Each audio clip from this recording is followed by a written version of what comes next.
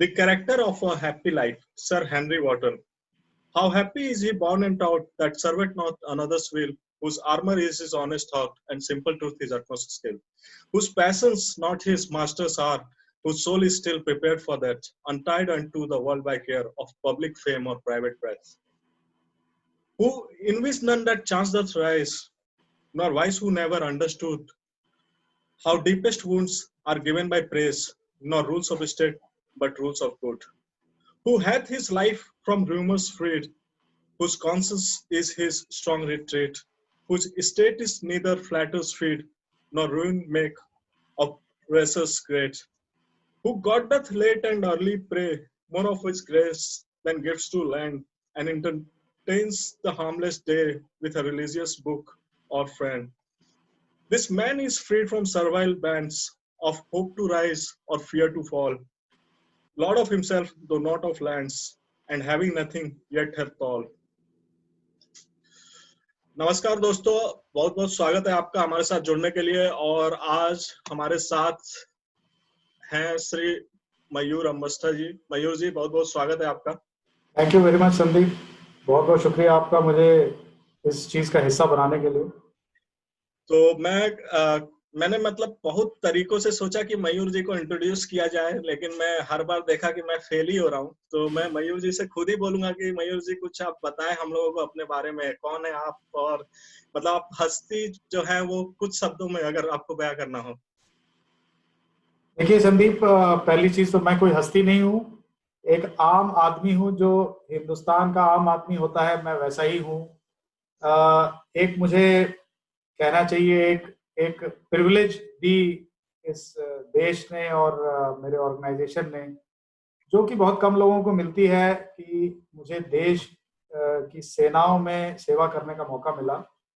और 20 साल में सेवा करके हाल ही में मैंने प्री मैच्योरली रिटायरमेंट ली इंडियन आर्मी से। तो उस कारण से कुछ एक स्टैंप लग गई, या कहिए कि एक टैग लगा कि हाँ ये कोई हस्ती बन गए हैं, ऐसा नहीं है।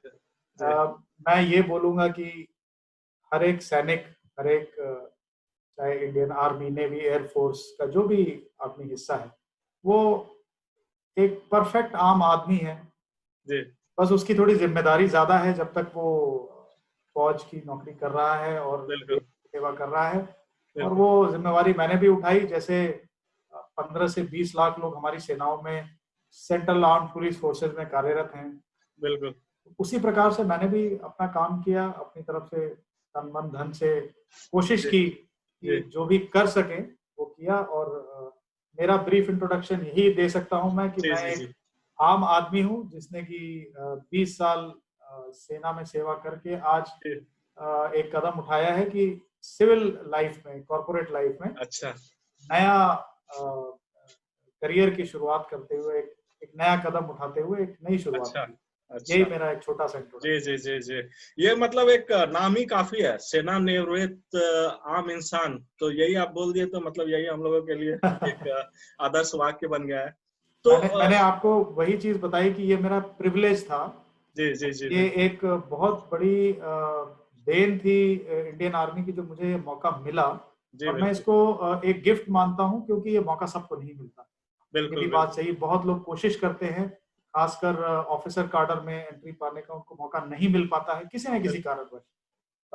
मैं नहीं कहूंगा कि मैं कोई बहुत अच्छा था या कोई बहुत, वो मेरे ख्याल से हम बाद में डिस्कस करेंगे, बट मुझे मौका मिला एंड आई फील ब्लेस्ड ये मौका।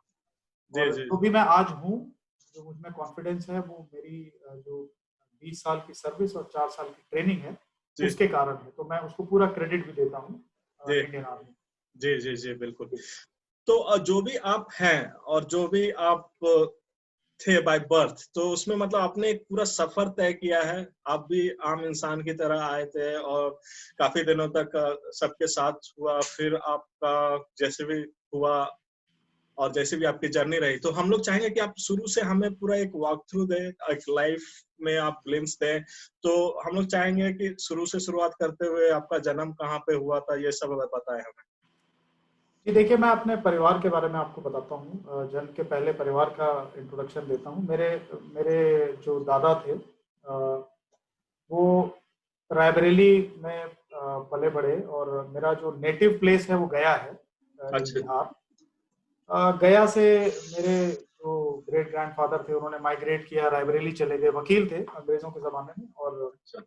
यूपी में मेरे दादाजी और उनके भाइयों ने पढ़ाई की, और एक परिवार में कल्चर था सिविल सर्विसेज ज्वाइन करने का, जो कि बिहार में एक आम एक जी बिल्कुल। चार्म है उसका। तो उसी को फॉलो करते हुए मेरे दादा जो हैं उन्होंने इंडियन एडमिनिस्ट्रेटिव सर्विसेज ज्वाइन किया। उनके सभी भाइयों ने भी कोई ना कोई अलाइड सर्विसेज में नौकरी की, इंजीनियरिंग सर्विसेज फलाना जो भी थे। बिहार काडर में नौकरी करने के कारण वो वापस अपनी मातृभूमि बिहार में आए, और उसके कारण हमारा जो रूट्स हैं, जो हमारी जड़ें हैं, वो वापस बिहार से जुड़ी हमारे परिवार की।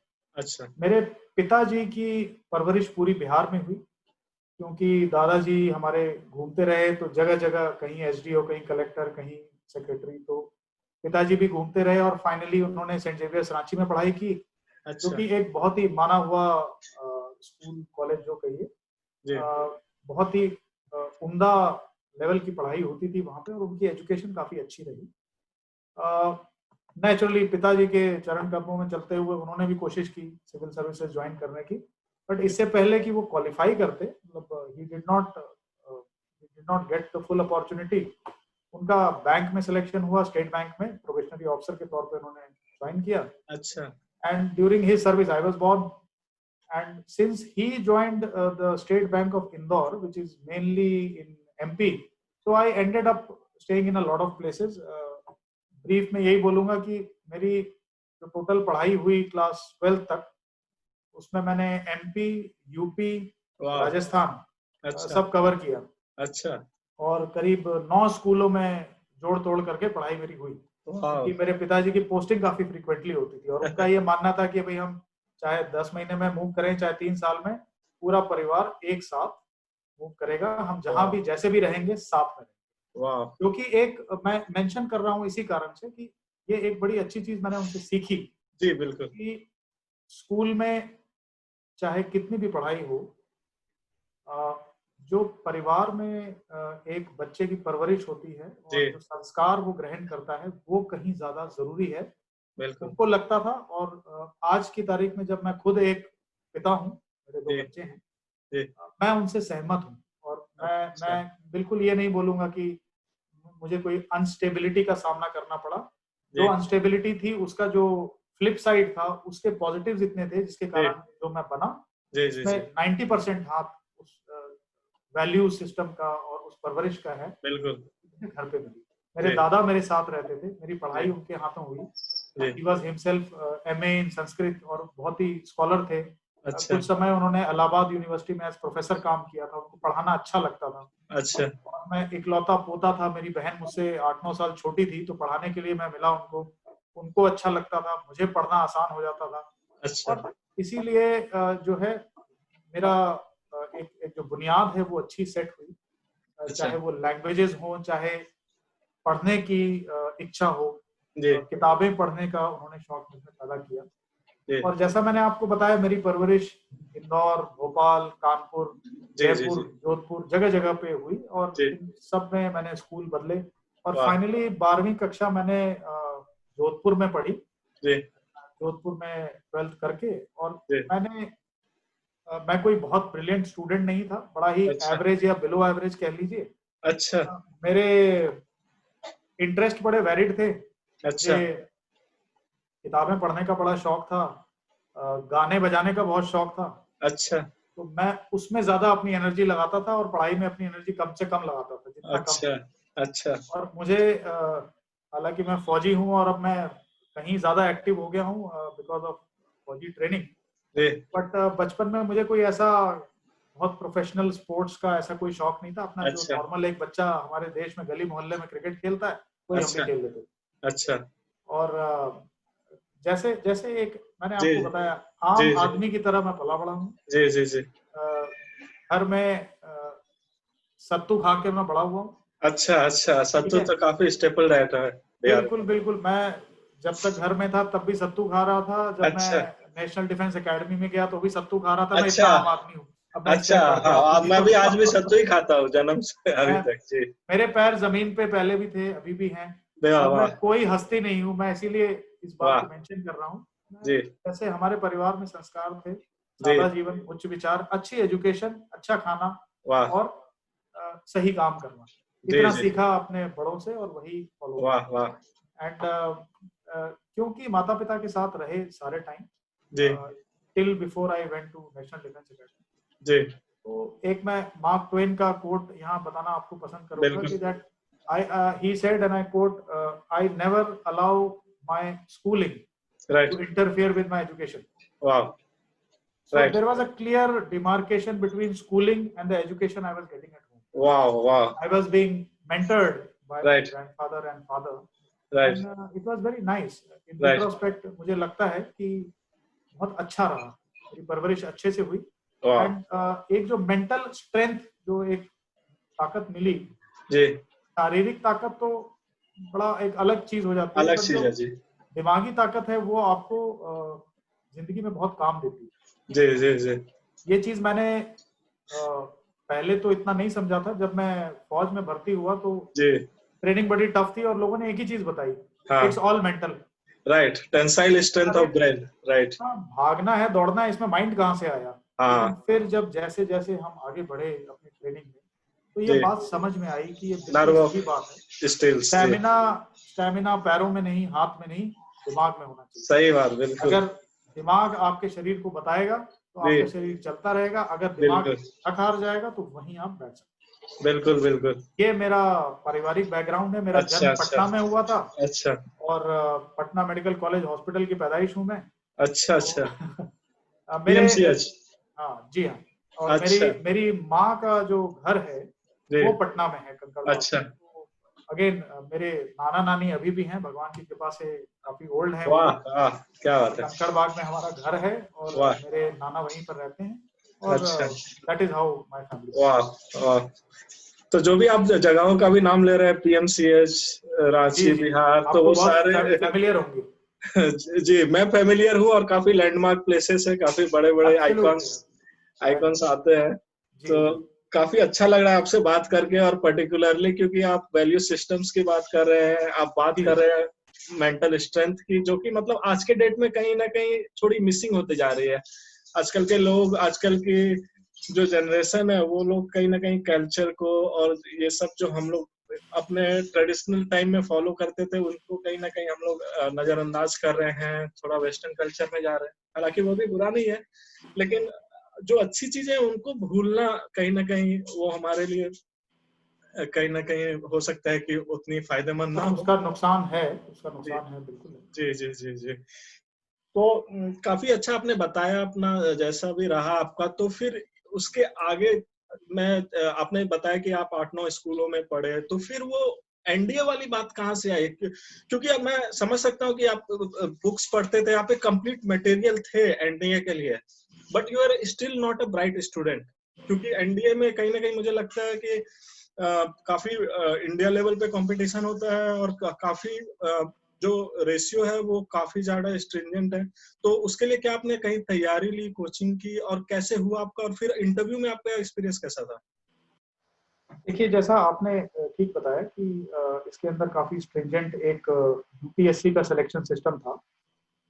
मैं जब क्लास 12th में था तो अपने एग्जाम के दौरान, जो साल में 2 बार इसका एग्जाम होता है, रिटन एग्जाम, तो मुझे बहुत ही ऑनेस्टली मैं आपको बताऊंगा, मुझे एनडीए का फुल फॉर्म नहीं पता था 12वीं अच्छा कक्षा। वाह मेरे परिवार में कुछ लोग हैं, रिलेटिव मेरे, जो कि हैं आर्मी में, सैनिक अच्छा स्कूल के पढ़े हुए। एक मेरे मामा हैं डिस्टेंट, जो कि एयरफोर्स में हैं। एक मेरे नाना जी के छोटे भाई जो हैं वो रिटायर्ड कर्नल हैं आर्मी के। हाउएवर, क्योंकि एक दूरी थी हम लोगों के बीच में, फिजिकल और इतना इंटरेक्शन नहीं था, तो कोई ऐसा मुझ में मोटिवेशन नहीं था कि मैं फौज में जाऊँ। स्कूल में जब मैं था तो मैं जोधपुर में रहता था, जब मैं अच्छा 12वीं कक्षा कर रहा था। अच्छा जोधपुर एक बड़ी कल्चर्ड जगह मुझे लगी, और मेरी जी काफी अच्छी मेमोरीज और कुछ अच्छे दोस्त हैं वहाँ। जी काफी अच्छी याददाश्त मेरी जुड़ी और हुई है वहाँ। कंटोनमेंट एरिया भी शायद है वहाँ पे जोधपुर में काफी बहुत बड़ा कैंटोनमेंट एरिया है। जी तो मेरा जो स्कूल था वो इस कैंटोनमेंट एरिया के काफी करीब था, और अच्छा वहाँ पे एक राजपूत कम्युनिटी बड़ी स्ट्रांग है। राइट राइट राइट और ट्रेडिशनल एक वो जो tradition of valour, tradition of जी मार्शल फीलिंग जी वो बड़ा स्ट्रांग है। और जी वहां पर न सिर्फ आर्मी का बल्कि एयरफोर्स का एक बहुत बड़ा एस्टेब्लिशमेंट है, जी वहां पर बीएसएफ का एक बहुत बड़ा ट्रेनिंग सेंटर है। बिल्कुल इस कारण से ये तीन बड़े बड़े ऑर्गेनाइजेशन के कारण उस जगह में ये सिलेक्शन का एक फर्वर जिसको आप कहते हैं अच्छा वो बहुत है। जी हालांकि मैं तो वहां 11वीं में गया था और 12वीं में पढ़ रहा था, तो ज्यादा मेरा इतना एक्सपोजर नहीं था। जी मेरे क्लासमेट्स का बड़ा जोश था इस अच्छा मामले में कि एनडीए का एग्जाम देना और एनडीए में घुसना है। एक आध तो अच्छा बिल्कुल डाई हार्ड फौजी थे, हाँ हाँ हाँ फौजियों के बच्चे थे और वो जाना चाहते थे। वाह अच्छा मैंने इनकी कुछ बातचीत चल रही थी, जहां तक मेरा मुझे याद है कि चल रहे हैं हम लोग जयपुर जा रहे हैं एग्जाम मैंने कहा किस एग्जाम के लिए जा रहे हैं? अरे तुमने नहीं भरा क्या इसका फॉर्म? किस चीज का फॉर्म? एनडीए। मैंने कहा क्या है एनडीए बताओ। मैंने कहा भाई नेशनल डिफेंस एकेडमी है, आर्मी ऑफिसर बनने के लिए ये करना पड़ेगा। अच्छा यार आर्मी अफसर बनने के बारे में कभी सोच विचार तो नहीं किया, बट तुम लोग कह रहे हो तो लग रहा है कि तुम लोग काफी मतलब एंजॉय करने वाले हो, जयपुर वयपुर घूम के आओगे तो मैं भी चलता हूँ साथ में। अच्छा एक पेपर में फॉर्म आया था, उसके ऊपर भर के और 36 रुपए का पोस्टल ऑर्डर लगा के और मैंने पोस्ट कर दिया। और अच्छा हम लोग साथ में एग्जाम देने गए, मुझे याद है जी तैयारी तकरीबन ना के बराबर थी। जी आई विल नॉट बोस्ट। एक कंपटीशन सक्सेस रिव्यू की कॉपी खरीदी गई एक दिन पहले जयपुर जाकर। अच्छा उसमें एक स्पेशल सप्लीमेंट आया था। मैंने इन लोगों से कहा यार देखो आ तो गए जयपुर तक, अब कल एग्जाम में कुछ देख तो लेंगे कल आने क्या वाला है। अच्छा हम लोगों ने एक मित्र के घर रुके हुए थे हम लोग, अच्छा वो भी अपीयर कर रहा था जयपुर से। अच्छा उसके घर की छत पे हम लोगों ने गद्दे लगाए सोने के लिए और रात को वहां लाइट जला के और वो पूरा पेपर एक सॉल्व किया 2-3 घंटे तक, बोल अच्छा बोल के, हाथ से लिख के नहीं, बोल बोल के। अच्छा और उस तैयारी के साथ अगले दिन जाके हम लोग एग्जाम देके आए। अच्छा अब किस्मत कुछ ऐसी कि मुझे छोड़ के कोई पास नहीं हुआ। अरे बाप रे और मैं इसको किस्मत ही कहूंगा क्योंकि मैंने बताया आपको मैं बड़ा एवरेज सा स्टूडेंट था, बट एवरेज बोल रहे हैं आप तो कहीं मतलब मॉडेस्ट ना हो रहे हो, इसलिए मैं नहीं नहीं परसेंट बिल्कुल थोड़ा जानना चाहूंगा। अब बिल्कुल 10वां मॉडेस्ट में नहीं। कितना आया और 12वां में कितना मेरी परसेंट आया आपका? मेरी 10वीं कक्षा में मेरे 87% है और 12वीं में 50। ठीक है। तो अच्छा मैं ये तो मतलब काफी ज्यादा अप्स एंड डाउन्स रहे। हाँ तो मैं आपको बताया ना कि ऐसा नहीं है कि मैं पढ़ नहीं सकता था, लेकिन मैंने एनर्जी अपनी गलत जगह लगा रखी थी। गलत हाँ नहीं बोलूंगा मैं, बट गलत दूसरी जगह नहीं लगा रखी मतलब थी। हाँ जो जो एनर्जी चाहिए थी आर्मी को। हाँ मतलब जो सीरियसनेस थी पढ़ाई के प्रति जो माँ बाप ढूंढते हैं वो मुझ में नहीं थी। वो लेकिन आपका 10वें तक का बेस बना हुआ था, यही मैं कहूंगा, क्योंकि वो लोग को बेस को मैंने ढूंढ रहे थे। आपको बताया कि मेरे दादाजी मुझे पढ़ाते थे और 10वीं कक्षा तक तो उनका गाइडेंस था, तो मैं वाह बहुत अच्छा करता था पढ़ाई में और वो थोड़ा सा मेरे को डिसिप्लिन में भी रखते थे। वाह तो मैं दाहिने बाएं अपना ध्यान मेरा नहीं इतना जाता था, बट वो एक बार फिर वापस चले गए रांची रहने के लिए। जी तो उसके बाद मैं भी थोड़ा फ्री हो गया। तो अभी 11वीं 12वीं कक्षा में आदमी का दिमाग बहुत चलता है, अच्छा तो हम भी तो चल पड़े सीधा थोड़ा। 37% का आपने जब मार दिया। क्यों कहिए। बट ये था जैसे आपने सही बोला कि फंडामेंटल्स वर गुड। बिल्कुल एनडीए एग्जाम जो आजकल भी है, इट इज अ हाँ जनरल एबिलिटी एग्जाम। अच्छा हाँ बिल्कुल एक पेपर जनरल एबिलिटी का है और एक मैथमेटिक्स का है। तो जी मैथमेटिक्स मेरी इतनी खराब नहीं थी, जी ठीक था, और दोनों मिला के इनफैक्ट जब फाइनल मेरा रिजल्ट आया तो I was about 80th in merit, तो I probably did do very bad. बिल्कुल सो ये एक फर्स्ट हर्डल होता है एनडीए एग्जाम में, which is the first level of screening, which is right written. Right If I am not wrong, you can check from the internet also.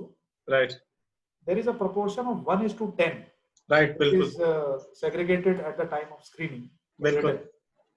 And 10 times the vacancies, these people are called for interview. Right And interview of the Services Selection Board right is a very, very unique system, which बिल्कुल is not prevalent in any other organization of the country, बिल्कुल as far as I know. या In fact, I had the privilege of doing some training अच्छा for officer selection in अच्छा DIPR अच्छा Dimapur also, which अच्छा was much later after 16 years of my अच्छा service. So I realized that the system was very scientific, जी जी जी and the aim of the system, the हाँ fundamental of that system, हाँ to find a person which is suitable for the army and right not to find a very brilliant person. Right right right, ये आपने सही पकड़ा। हाँ That being the fundamental reason, they जी look for an overall personality. Right इसलिए मैंने बोला कि मेरा सिलेक्शन हुआ, इसका मतलब ये नहीं है कि मैं बहुत ज्यादा अच्छा स्टूडेंट था। जी, लेकिन आप आ, कंप्लीट पैकेज थे क्योंकि आपका एक्सपोजर काफी वैलिड रहा है। हाँ, तो अगर आप एक व्यक्ति को लेंगे जो कि आईआईटी का एंट्रेंस पास कर चुका हो, जो कि 12वीं कक्षा में 95% से ऊपर नंबर लाया वो जरूरी नहीं हो हो क्वालिफाई सकता कर है जाए। कि वो जी क्वालिफाई ना करे, क्योंकि बिल्कुल। कई मापदंडों पे उसका इवैल्यूएशन हो रहा है और उसके अंदर जी हो सकता है वो 3 में बहुत ही हाई हो जी और बाकी में एवरेज से बिलो। जी जी जी अगर आप एक बार ग्राफ को अपने मन में पिक्चराइज करें और उसमें 8-10 क्वालिटीज को अगर डालें, बिल्कुल। तो उसमें सर्विसेज सिलेक्शन बोर्ड ये चाहता है कि हमारा जो कैंडिडेट है, जो सक्सेसफुल कैंडिडेट, वो इस जी प्रकार का होना चाहिए जी जो सब सारी बार्स पे एवरेज या उससे ऊपर आए, जी जी जी किसी एक चीज में उस एवरेज से नीचे ना जाए। बिल्कुल। तो जनरली ये सिस्टम इस तरह से सेट किया गया है कि एक ओवरऑल पर्सनालिटी राइट जिसको कि इस योग्य समझा जाता है कि ट्रेन करने के बाद वो एक अच्छे ऑफिसर में परिवर्तित हो सके, बिल्कुल उसको सेलेक्ट किया जाता है। बिल्कुल बिल्कुल बिल्कुल और इसमें भी थोड़ा अप डाउन इस तरीके से होता है कि जैसे मैं 12वीं कक्षा के बाद गया था, तो मेरे लिए ट्रेनिंग पीरियड 4 साल का है। बिल्कुल। जो लोग ग्रेजुएशन के बाद जाते हैं तो उनका ट्रेनिंग पीरियड 1.5 साल का रहता जी है। तो दोनों के ट्रेनिंग के पीरियड में फर्क है। हाँ तो जो डिमांड है वो ग्रेजुएट कैंडिडेट से वो थोड़ी बढ़ जाती है, जी जी जी कि बिल्कुल समय कम है उसको तैयार करने, बिल्कुल बिल्कुल स्टैंडर्ड भी बढ़ जाता है। बिल्कुल। तो आई cleared in my first attempt and right ऐसा था कि वो मेरा लास्ट अटेम्प्ट भी था, उसके बाद मेरी एज खत्म हो गई। वाओ इट वाज जस्ट, मैं ये कहूंगा कि किस्मत मुझे उंगली पकड़ के और हाँ चला के ले गई। एसएसबी का जहां तक सवाल है, मैंने जी कोशिश की कोचिंग क्लासेस वगैरह को अप्रोच करने की। जी मेरी किस्मत रही कि मुझे ऐसा कुछ खास मौका नहीं मिल पाया, जी कोई बैच नहीं मिला। और जयपुर में हुआ करता था, मैंने बीकॉम फर्स्ट ईयर में एडमिशन ले लिया था। अच्छा 2 महीने के लिए कॉलेज गया था और एक कॉल लेटर आ गया। अच्छा तो मैंने अपने पिताजी को कहा कि मैं चाहता हूं कि मैं कोशिश करके, और तो मेरे पिताजी ने भी यही सजेस्ट किया कि कहीं किसी कोचिंग क्लास को अप्रोच करो। तो मैंने बड़े हाथ पैर मारे, मुझे कोई ढंग की कोचिंग क्लास नहीं मिली। अच्छा तो जैसा मैंने आपको थोड़ी देर पहले बताया था, मेरे नाना जी के यंग ब्रदर हाँ हाँ वो आर्मी ऑफिसर थे और वो उस वक्त जस्ट रिटायर ही हुए थे। हम्म, मैंने उनसे रिक्वेस्ट किया कि आप अगर कुछ गाइडेंस मुझे दे देंगे अच्छा थोड़ा सा अच्छा हो जाएगा। तो उन्होंने कहा कोई बात नहीं, जब तुम इंटरव्यू के लिए जा रहे हो तो मेरे पास आना 2 दिन के लिए। मैं जयपुर में था, वो दिल्ली में थे और इंटरव्यू मेरा इलाहाबाद में था। अच्छा मैं 2 दिन दिल्ली में रुका उनके पास। उन्होंने मुझे कुछ नहीं बताया, उन्होंने मेरा टेस्ट लिया और मुझे बोला कि चलो हम लोग मिठाई खाने चलते हैं, तुम्हारा हो जाएगा सिलेक्शन। अच्छा अच्छा He somehow was confident that I will get through. अच्छा And जब मैं गया एसएसबी में तो मुझे फिर कॉन्फिडेंस मेरा काफी लो हो गया, क्योंकि बड़े सीजन्ड लोग मैंने वहां देखे बिल्कुल और मुझे ऐसी ऐसी बातें पता चली जिसके बारे में मुझे जानकारी ही नहीं थी कि कोई सैनिक स्कूल भी होता है, जरूर जी कोई राष्ट्रीय राष्ट्रीय इंडियन मिलिट्री कॉलेज है, कोई जी मिलिट्री स्कूल से आया है, बिल्कुल किसी ने 3-3 बार एसएसबी अटेम्प्ट किया है। मुझे तो जी कुछ पता ही नहीं था। मैं जी बताया ना आपको, मैं बिल्कुल आम आदमी था, जी जी जी मेरी नॉलेज नहीं थी। मुझे 4 महीने पहले तक तो एनडीए का फुल फॉर्म नहीं जी पता जी जी था।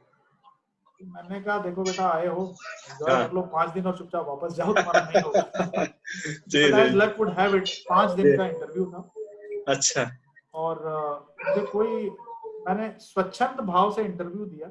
जी और जो आपने ट्रेनिंग और कोचिंग के बारे में एक छोटी सी बात पूछी, मैं आज भी अगर कोई मुझसे पूछता है जी तो अपने पर्सनल एक्सपीरियंस के बेसिस पे और जी जो मैंने एज अ सिलेक्शन मैकेनिज्म में मैंने जीटीओ कोर्स किया और उस सिस्टम को समझा, जी उसमें मुझे यही समझ में आया कि जो व्यक्ति स्वच्छंद तरीके से वहां जाता है बिना किसी बिल्कुल प्री कॉन्सेप्ट नोशंस बिना किसी कोचिंग के जी एक फोर्स्ड अपनी पर्सनालिटी में चेंज लाने की कोशिश राइट करता राइट जी है, ऐसे आदमी के चांसेस कम है पास होने के। जो बिल्कुल खुले दिमाग से जाता है कि जो वाह पूछना है पूछ लो, जो मुझे पता है मैं बता दूंगा, ये तो इन मूल लोगों मंत्र का आप दे रहे हैं जी इन लोगों का पास होने का चांस ज्यादा अच्छा है। वाह और अगर किसी हाँ कारणवश ऐसा व्यक्ति हाँ पास नहीं होता है, हाँ हाँ हाँ उसको हताश नहीं होना चाहिए। उसको ये समझना चाहिए कि कुछ एक चीजें जो जरूरी हैं एक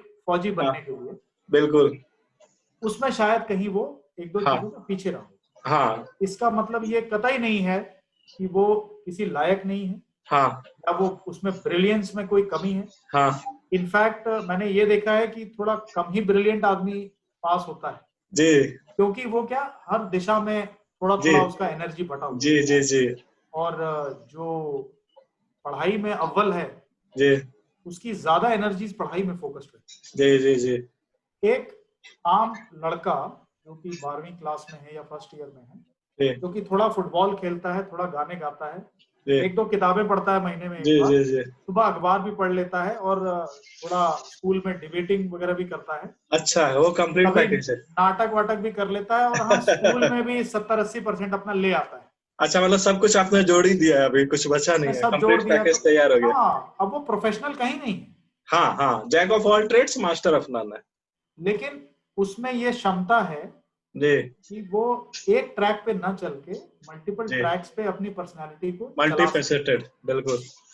फौज में एक रिक्वायरमेंट है हमें इस प्रकार के लोगों की, स्पेशली एज ऑफिसर्स, वाह, क्योंकि आपको अनसर्टेन और क्रिटिकल सिचुएशन से गुजरना पड़ता है जिसमें बिल्कुल कोई बिल्कुल। कोई फॉर्मूला नहीं दिया जाता। प्रिपेयर्डनेस नहीं रहेगा जी। तो जो किताबी कीड़ा है वो किताब में हर चीज का फॉर्मूला ढूंढता है, सही बात है और जी। जो जो जगह जगह अपना दिमाग चला रहा है जी, वो वो बना लेगा क्रिटिकल फॉर्मूला। सिचुएशन में अपना दिमाग चला लेता है। वाह और फौज ये इंश्योर करती है जी कि ऐसे व्यक्ति को सही ट्रेनिंग दी जाए और उसके टैलेंट को निखारा जाए जी और जी जी, उसको फौज के मुताबिक ढाल दिया। वाह वाह वाह, क्या बात है। तो यही एक चीज थी जो मैं आपके साथ शेयर कर सकता जी था। जी जी जी सिलेक्शन है डिफिकल्ट कहते हैं लोग, जी जी, it is not really difficult, या it is unique. It is मैं ये डिफरेंट, या बोलूँ it is right different, right it is unique. Right right right. And ऐसा सिलेक्शन प्रोसीजर है जो कि 3 अलग अलग लोग आपको 3 अलग अलग निगाहों से देखते हैं।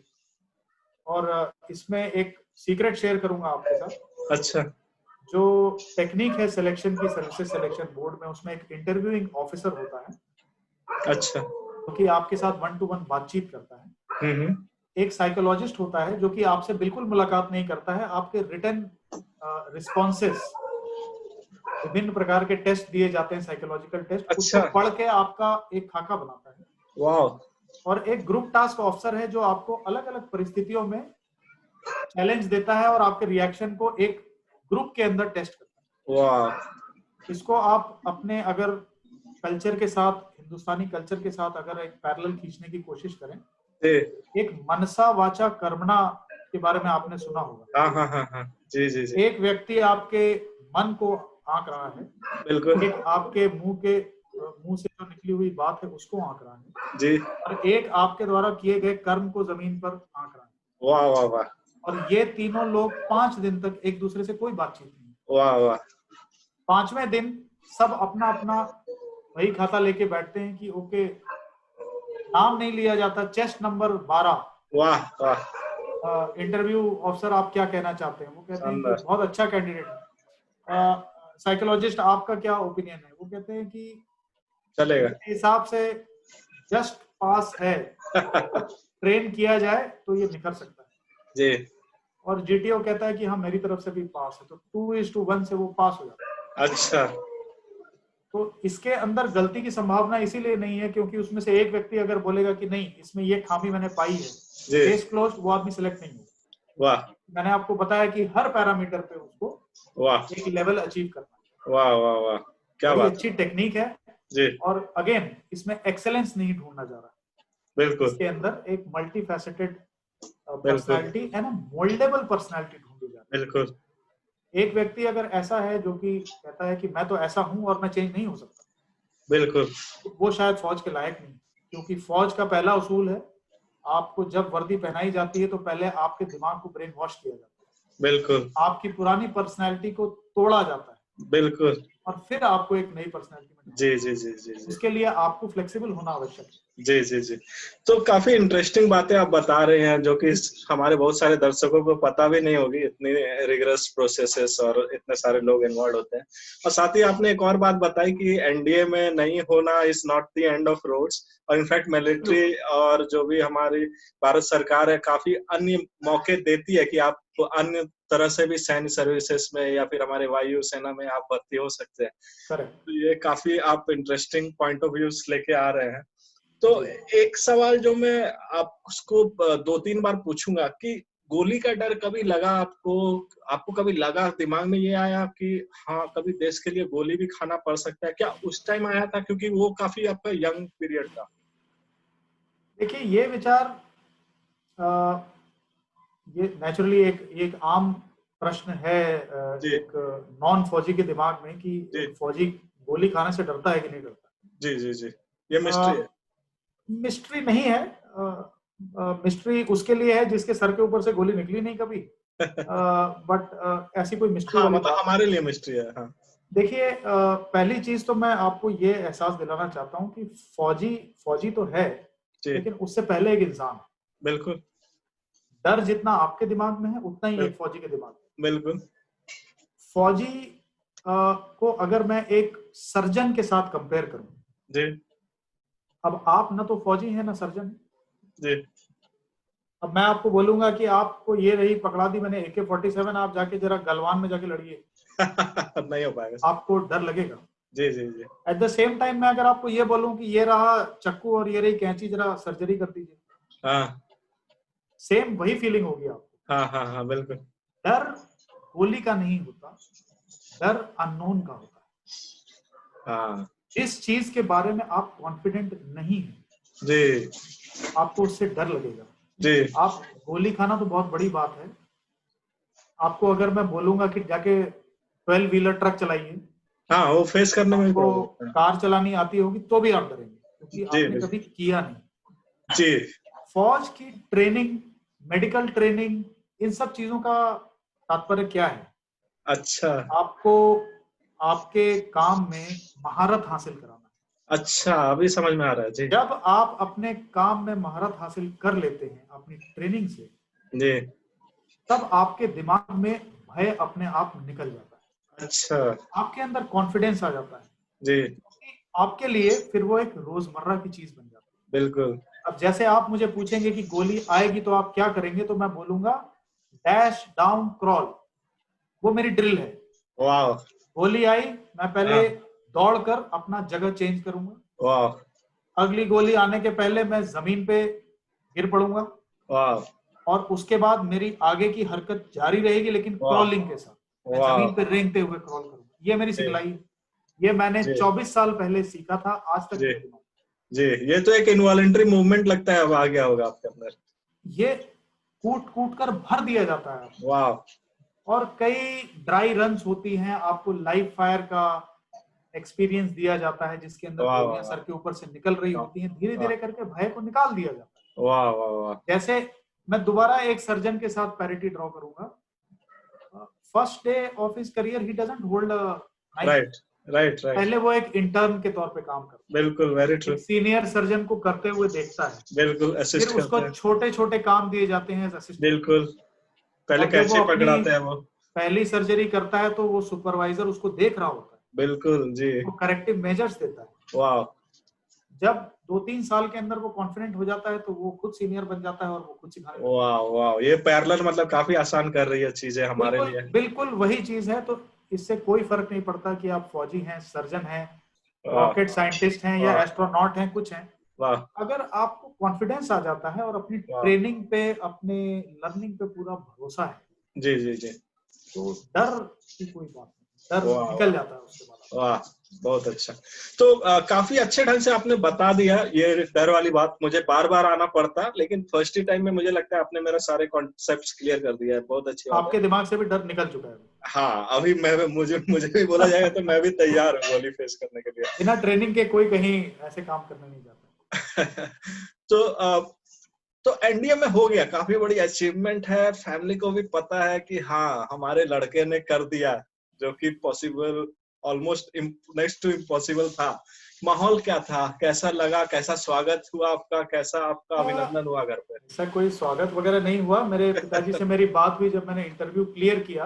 अच्छा। तो उसके इंटरव्यू के बाद एक मेडिकल एग्जामिनेशन भी होता है। जी जी। तो he told me that he is very proud of me वाह। and I felt very happy and हाँ, I ये also felt सुनना very proud. मतलब ये सुनना अपने पिताजी के मुंह से कि आई एम प्राउड जी, ऑफ यू, भले ही एक छोटी सी लाइन है लेकिन काफी बहुत बहुत बड़ी बात है, बहुत बड़ी जी। बात।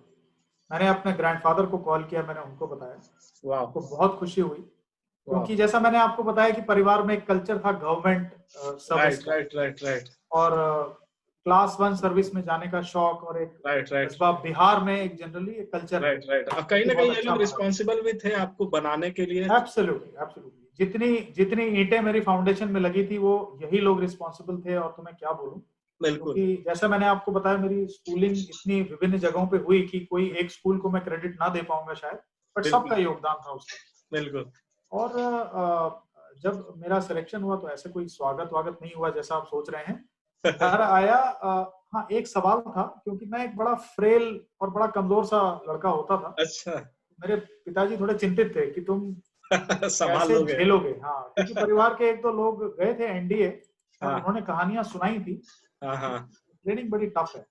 हाँ हाँ हाँ। और मैं भी मतलब आज भी देखता हूँ तो विश्वास नहीं कर पाता हूँ आपको। हाँ, अब मैं खुद विश्वास नहीं कर पाता हूँ, आप क्या करेंगे। तो उनके जो उनका डिस्क्रिप्शन था, उनके कहे अनुसार अगर मैं देखता जी तो बड़े अच्छे अच्छे लोग जो कि जी स्विमिंग चैंपियन हुआ करते थे स्कूल में और बहुत स्टडी बॉडी बिल्डर टाइप लोग, जी। वो 1.5 साल के बाद लौट आए कि भाई हमसे नहीं हो पाएगा।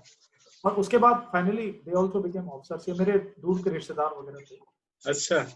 लेकिन थोड़ा मेरे मेरे दिमाग में इतना डर नहीं था, लेकिन थोड़ा मेरे पिताजी के दिमाग में डर था जी जी जी। कि कहीं कोई ऐसी चोट ना लग जाए, हाँ कहीं हाँ हाँ कोई बिल्कुल डैमेज ना हो जाए। बिल्कुल। और उन्हें ये लगता था कि शायद मुझ में इतना स्टैमिना नहीं होगा, और राइटली सो, बिकॉज हाँ मैंने हाँ कभी कोई ऐसा काम किया नहीं था, कोई जी एडवेंचर एक्टिविटीज या जी जी जी डेंजरस एक्टिविटीज कभी की नहीं। जी। उनका उनका डर भी वाजिब था। और जब उन्होंने मुझसे पूछा कि क्या देखो तुम पास हो गए हो, क्या तुम जाना चाहते हो, कोई जरूरी नहीं है क्योंकि तुम्हारे कॉम्पिटिटिव एग्जाम्स वगैरह अभी चल रहे हैं और तुमने अपने लिए एक लाइन चुनी थी, I wanted to do B Com and MCA. Okay nice. तो उन्होंने कहा कि तुम कंटिन्यू कर सकते हो इसमें। अच्छा। तो उस वक्त मुझे ये लगा कि एक अच्छी अपॉर्चुनिटी है। वाह। और मैंने इस चीज का एनालिसिस किया कि वर्स्ट केस क्या हो सकता है कि मैं लौट आऊंगा। जी मैंने अपने पिताजी से यही कहा कि देखिए मैं जा रहा हूँ और मैं ये नहीं बोलूंगा कि मैं टिक जाऊंगा या नहीं टिक पाऊंगा, जी। लेकिन मेरा पूरा जोर रहेगा कि मैं वापस ना आऊं। वाह वाह क्या बात। तो कहीं पर जो आगे चल के कठिनाइयां भी आई, हम्म। उसमें ये चीज मेरे दिमाग में थी जी। कि मैंने अपने पिताजी को ये बोला है कि मैं कोशिश पूरी करूंगा कि मैं रहूंगा। वाह वाह और वो चीज मुझे धक्का देती रही और किसी प्रकार से वो एनडीए के 3 साल भी निकल गए। वाह वाह। क्योंकि आज अगर मैं देखता हूं तो पता ही नहीं चला कैसे निकले। जी। बट ट्रस्ट मी, अगर आप बोलेंगे दोबारा वहां जाने के लिए तो मैं नहीं अच्छा जाऊंगा। अच्छा अच्छा। It was tough, it is okay tough. Okay. 3 साल की ट्रेनिंग वो बहुत रिगरस थी अच्छा। और मेरे जैसे लोगों के लिए ज्यादा रिगरस थी जी एज कंपेयर टू अ जी पर्सन जो सैनिक स्कूल से आया हो जी जी जी या मिलिट्री स्कूल से आया हो, बिल्कुल। क्योंकि मेरा वो बैकग्राउंड नहीं था। जी जी जी तो दूसरे लोगों का टेक ऑफ लेवल थोड़ा ज्यादा था, मेरा जी थोड़ा जी कम जी था। जी।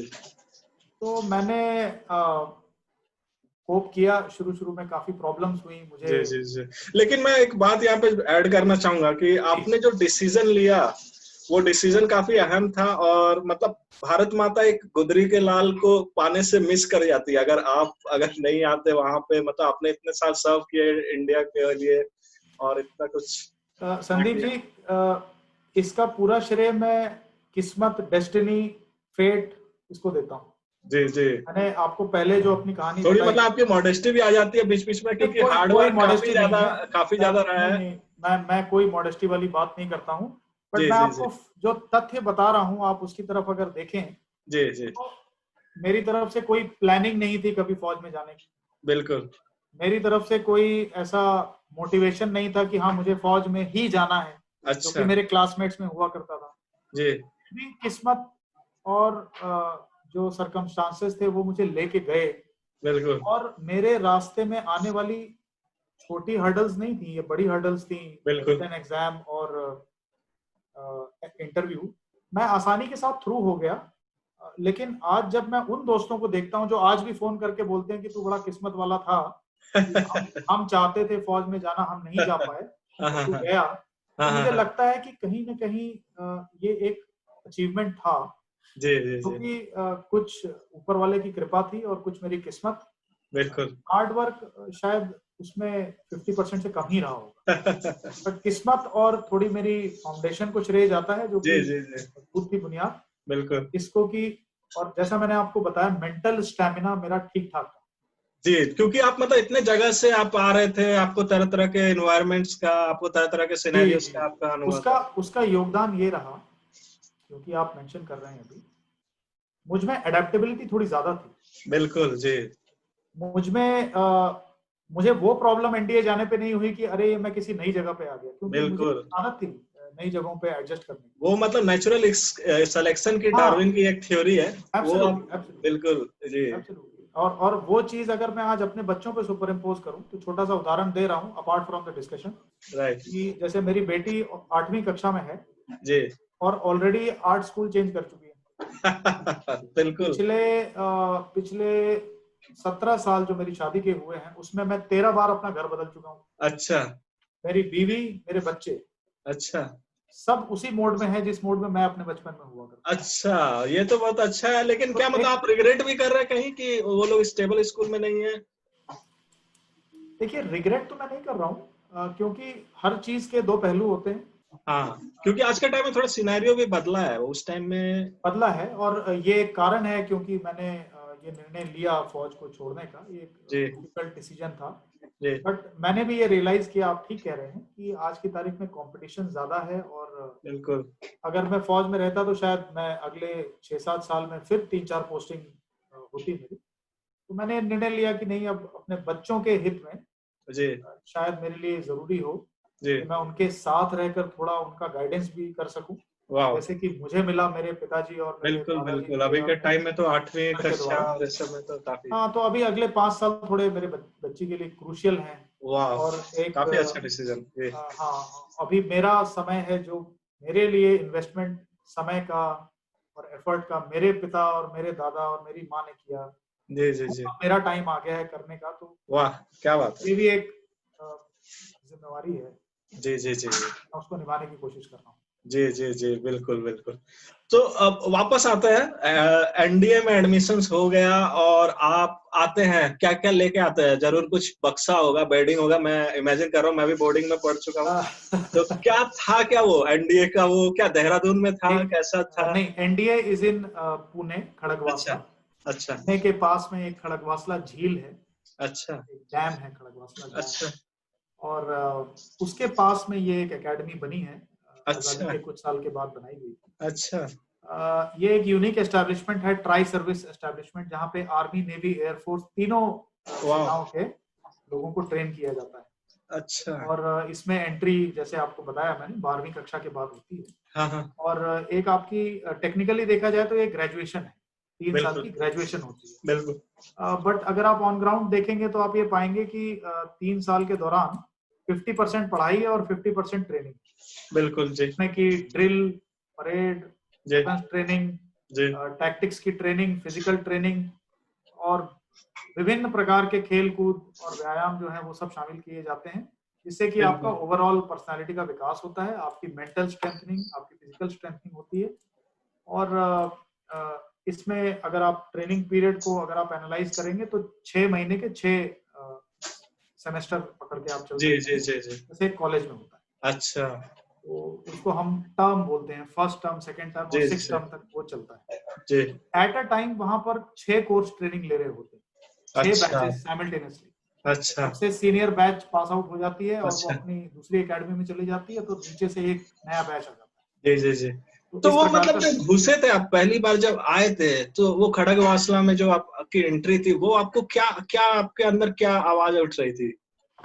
देखिए कुछ सीन इस प्रकार का होता है, अगर मैं आपके सामने एक हाँ पिक्चर पेंट करूं। हाँ, वही मैं भी चाह रहा हूँ कि कुछ आप बने जब कुछ है। ट्रेन में चढ़ते हैं तो देखते हैं एक आध आदमी और एक काला ट्रंक लेके यात्रा कर रहे हैं, तो आप चुपके से उससे पूछ लेते हैं कि भाई तुम भी जा रहे हो क्या? कहता है कि हाँ भाई आप भी जा रहे हैं, हाँ, तो वहीं से थोड़ी दोस्ती होनी वहीं से शुरू हो शुरू हो जाती जाती है शुरुआत जी। है। ये पहला कदम है इंडियन आर्मी की जो कैमरेडरी और बॉन्डिंग है, ये बिल्कुल उसका पहला कदम होता है। बिल्कुल।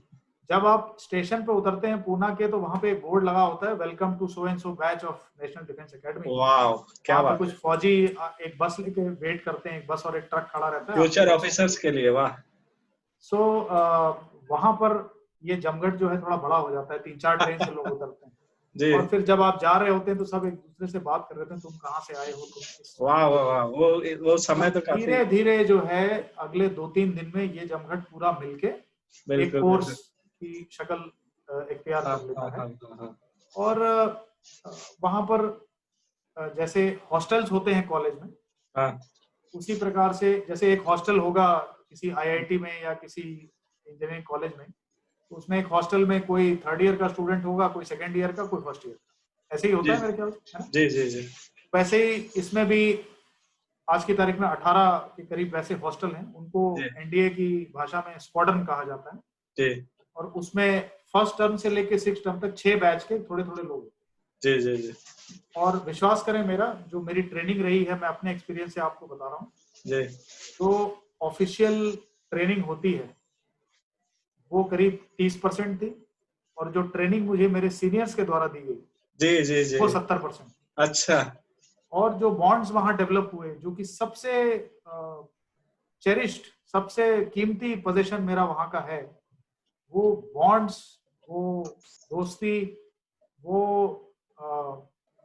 स्ट्रॉन्ग कनेक्शंस, जी मेरे हिसाब से, ये मेरा परसेप्शन है, I don't know how correct I am, उस प्रकार के बॉन्ड्स, उस प्रकार का भाईचारा, उस प्रकार की कैमरेडरी और कनेक्शन है इंडिया में, एटलीस्ट मैं कॉन्फिडेंस के साथ कह सकता हूँ किसी ऑर्गेनाइजेशन में ये आपको नहीं मिला। बिल्कुल बिल्कुल, मैं भी सहमत हूँ जी। और वो एक ऐसी चीज है जो हम which is not limited to service of the army, right lasts much beyond that, right right right. मरते दम तक रहती है बिल्कुल जी। और वो जो एक स्क्वाड्रन है जिसमें मैं था, तो वो ए से स्टार्ट होता है, ABCDEFGH, मैं एच में था, उसको हम अच्छा। हंटर स्क्वाड बोलते थे। वाह तो अच्छा। उसको काफी सख्त स्क्वाड माना जाता था, तो ये तो मुझे मतलब किलिंग इंस्टिंक्ट होगा फिर आप लोगों में। अ, अब वो तो खैर मैं उसके जी। बारे में कमेंट नहीं करूंगा। सभी लोगों को एक ही ट्रेनिंग प्राप्त होती है, बट हाँ, हमारी रेपुटेशन थोड़ी खराब ही थी। थोड़ी मारकाट और अच्छा जोश और चुस्ती फुर्ती अच्छा। में थोड़ा हाँ एक एक एज हम लोग प्राप्त करने की कोशिश करते थे। अच्छा। और वो ठप्पा जो लगा है वहां पे, हाँ वो हाँ आज हाँ। तक जिंदगी में लगा हुआ है। तो जब आप दो पुराने ऑफिसर्स को देखेंगे जी जो कि राष्ट्रीय रक्षा अकादमी के प्रोडक्ट हैं, जी। सबसे पहला सवाल एक दूसरे से वही पूछते हैं कि तुम कौन से स्क्वाड्रन के और तुम कौन से स्क्वाड्रन। वाह वाह वाह। उससे समझ में आ जाता है कि ये आदमी किस प्रकार का आदमी है, क्योंकि बिल्कुल। उसका एक अहम योगदान रहा है जी जी जी। हमारी पर्सनैलिटी को फ्रेम करने। बिल्कुल बिल्कुल। मैंने आपको पहले भी बताया कि पहला तरीका एक इंडियन आर्मी के जवान या ऑफिसर को जी मोल्ड करने का, तैयार करने का, ये है कि पहले उसकी पुरानी पर्सनैलिटी को तोड़ा जाता है। तोड़ा जाता है, इवन मतलब बॉडी क्लॉक से मैं बोलूँ तो शुरुआत हो जाती है। हर चीज को तोड़ा जाता है। जी और ये जो शब्द आया है यूनिफॉर्म, राइट। यूनिफॉर्म का तात्पर्य है एक समान, एक समानता जी। तोड़ के और सबको एक ही सांचे में ढाला जाता है। वाह वाह वाह, मतलब वो यहाँ मिट्टी पर का सांचा बना, मिट्टी का ढांचा बना के जी। हाँ, और इस जगह पर आपका बैकग्राउंड, जी आपका धर्म, जी आपके माता पिता का बैकग्राउंड, जी इनकम ग्रुप, जी। आपका आपका आप चाहे राज परिवार के हों, चाहे ऑटो चलाने वाले के लड़के हों, बिल्कुल। सब बराबर हो जाते हैं। और मैं आज भी आपको कह सकता हूं कि मैंने कभी, मेरे दिमाग में ये बात नहीं आई कि मेरा जो कोर्समेट है, जी कोर्समेट बोलते हैं, जी। उसके पिताजी क्या करते हैं, हमें वाह इससे कभी क्या बात, मतलब ही नहीं रहा। क्या बात है। क्योंकि जो बॉन्ड्स जिसका मैंने आपको पहले भी उल्लेख किया, वो बहुत स्ट्रांग थे। हम साथ हमने इतना पसीना बहाया, इतना खून बहाया, जी वो बॉन्ड्स मजबूत होते गए। जी। और आज भी, जबकि मैं अब रिटायर हो चुका हूँ फौज से, वो कनेक्शंस ना सिर्फ उसी जोश खरोश के साथ जिंदा हैं, और हम एक दूसरे के साथ इंटरेक्ट करते हैं, और वाह। हमारा जो एक दूसरे के ऊपर ट्रस्ट है, वो आपको ट्रस्ट एनवायरनमेंट में कहीं मिल ही नहीं सकता। अच्छा, क्या बात हम है। लोग एक दूसरे के ऊपर आंख बंद करके भरोसा करते अच्छा अच्छा अच्छा। वो फ्री फॉल मतलब एक आदमी लेता है तो एक पीछे कोई कैच करने वाला आता है। हैं। एब्सोल्युटली। वाह सो क्या बात। आर्मी की ट्रेनिंग उसी अनुसार होती है कि जी जो आपका बड़ी पेयर रहता है वो आपकी पीठ का ध्यान रखता है और आप उसकी पीठ का ध्यान रखते बिल्कुल बिल्कुल। हैं। तो एक दूसरे के ऊपर ट्रस्ट जो है वो बिल्कुल निस्वार्थ भाव से अच्छा और पूरे डेडिकेशन से अच्छा वो ट्रस्ट रखा जाता अच्छा। है। जी। तो मैं वो क्वेश्चन रिपीट करता हूँ कि आप बोल रहे थे कि मैं आज वापस नहीं जाऊंगा, मैं बोलूंगा अगर वही बैच है, हंटर्स बैच है आपका, और आपको फिर से एक क्लास ऑफ 2020 शुरू हो रही है और 3 साल के लिए बुलाया जा रहा है, तो आप जाएंगे कि नहीं जाएंगे? पक्का जाऊंगा। मुझे अंदाजा था इस आंसर का। पक्का जाऊंगा, इसमें कोई शक नहीं है कि दोबारा जाऊंगा मैं। लेकिन जी। मेरा वो कहने का मतलब ये था कि द हाँ। Physical training was so tough right right right right, that I आज गॉट की दैट। तारीख में जब मैं उसके बारे में सोचता हूँ तो it is like a nightmare right. कि कैसे किया और हाँ कैसे हाँ वो हाँ 3 साल निकले, हाँ हाँ हाँ। उसका अंदाजा लगाना। खासकर आपकी पर्सनालिटी, आपका ऑरा, और आपको मतलब एज अ पर्सन उस जो उस समय आप थे, उसके साथ जो आपने किया वो मतलब वाकई कमेंडेबल है। उस 3 साल के बाद मैं वो व्यक्ति नहीं था अच्छा जो मैं 3 साल पहले था। अच्छा। लेकिन मैं देखता हूँ तो मुझे आज भी वही झलक मिलता है, और मैं कहीं भी आप में वो हंटर्स वाली बात में नहीं नो नो देख नो, पाया। It is not like that. अच्छा it is not like that because आपने मेरा पहला रूप नहीं देखा तो आपके लिए वो कहना मुश्किल होगा। अच्छा। बट मैं एक बहुत ही कमजोर, बहुत ही मेंटली हाँ हाँ हाँ, कमजोर, समझ सकता हूँ। बहुत ही इनडिसाइसिव और बहुत ही राइट। अलग वो किस्म का नॉर्मली रहता इंसान है, था। हाँ। 10th के टाइम तक, हाँ। और वो जो एक कैरेक्टर को बिल्ड किया उस जगह ने, अच्छा। मेंटल स्टेमिना को बिल्ड किया उस जगह ने, उस जगह के इतने कंपोनेंट्स हैं, उस जगह के एकेडमिक ब्लॉक्स हैं, उस जगह के परेड ग्राउंड हैं, राइट राइट राइट। जो डिसिप्लिन की जो नींव वहां पर डाली गई, जो मेंटल और फिजिकल टफनिंग की नींव वहां पर डाली गई, वो तो मुझमें कभी था ही नहीं। वाह। अ, ये बात मैं मानता हूं कि जब सर्विसेज सिलेक्शन बोर्ड ने मुझे सेलेक्ट किया तो उन्होंने कहीं वो एलिमेंट पाया कि ट्रेन करने के बाद मैं उस पर बिल्डअप कर पाऊंगा, जी और वही हुआ। जी। तो उस छोटे एलिमेंट को एक्सपैंड करके एक बड़े लेवल तक लाया मैं। और इसमें मैं बिल्कुल ह्यूमिलिटी के साथ ये बोलूंगा कि मेरा योगदान मिनिमम था, क्योंकि जिस दिशा में धकेला जा रहा था हम चलते थे। अच्छा। वो एनवायरनमेंट हमें सही जगह पे सही समय पे पहुंचा देता था और हमें सही ट्रेनिंग दे देता था। जी जी और 3 साल के बाद हमें समझ नहीं आया कि वो 3 साल कैसे निकले, जी जी जी कि हमारे पास एक चीज जो वहां नहीं थी वो था समय। जी जी जी। ना खाने का समय था, ना नहाने का समय था, और हर चीज 30 सेकेंड, 45 सेकेंड, 60 सेकेंड, इस तरह से हम टाइम करते थे। और बहुत बहुत मुश्किल हो जाता था कई बार। जी जी कई बार दिमाग थकने लगता था लोगों का कि अरे जी। कैसे हो पाएगा, कैसे करेंगे। बिल्कुल। अ, हर एक के सामने अपने अपने चैलेंजेस रहते थे। कोई कहता था कि मैं पढ़ाई में कोप अप नहीं कर पा रहा हूँ क्योंकि मैं फिजिकल ट्रेनिंग में ज्यादा मुझे जोर लगाना पड़ रहा है, मैं थोड़ा कमजोर हूँ। कोई कहता था कि मैं फिजिकल ट्रेनिंग में कोप अप नहीं कर पा रहा हूँ क्योंकि पढ़ाई मेरी हो नहीं पा रही है।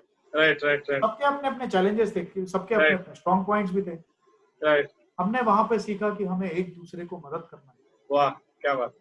है। एक दूसरे, अगर मेरा दोस्त, मेरा कोर्समेट वो पीटी में कमजोर था, फिजिकल ट्रेनिंग में, तो मेरा फर्ज था, मेरे सीनियर का फर्ज था कि अपने जूनियर की मदद करे और उसको बताए, क्योंकि वाह। उसको एक्सपीरियंस ज्यादा है।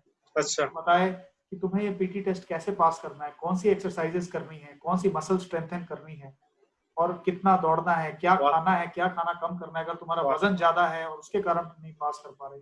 ये सारी गाइडेंस हमें हमारे सीनियर से मिलती थी वाह वाह क्या और बात। हम एक दूसरे की मदद करते थे। जी जी 40 किलोमीटर का रूट मार्च चल रहा है और एक आदमी थक जाता है, वो फिजिकली नहीं थका है, जी उसके दिमाग ने जवाब दे दिया। जी हो सकता है कोई स्ट्रेस हो, कोई टेंशन हो, उसके दिमाग में कोई बात खल रही हो, उसके बाद जो उसके साथ 15 आदमी चल रहे हैं, उनकी जिम्मेवारी बन जाती थी कि नहीं, हमें इसको साथ लेके चलना है।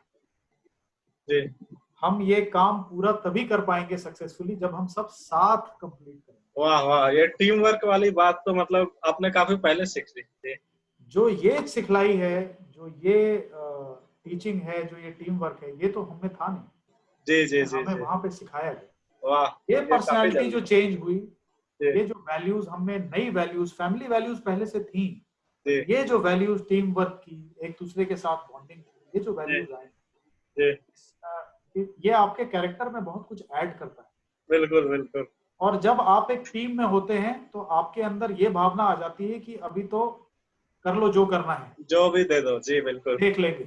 वाह, एक क्या बात। टीम एक इंडिविजुअल से कहीं ज्यादा मजबूत होती है। Right right right right. वो जो भावना आई, एक और चीज जो हमने वहां सीखी, जी।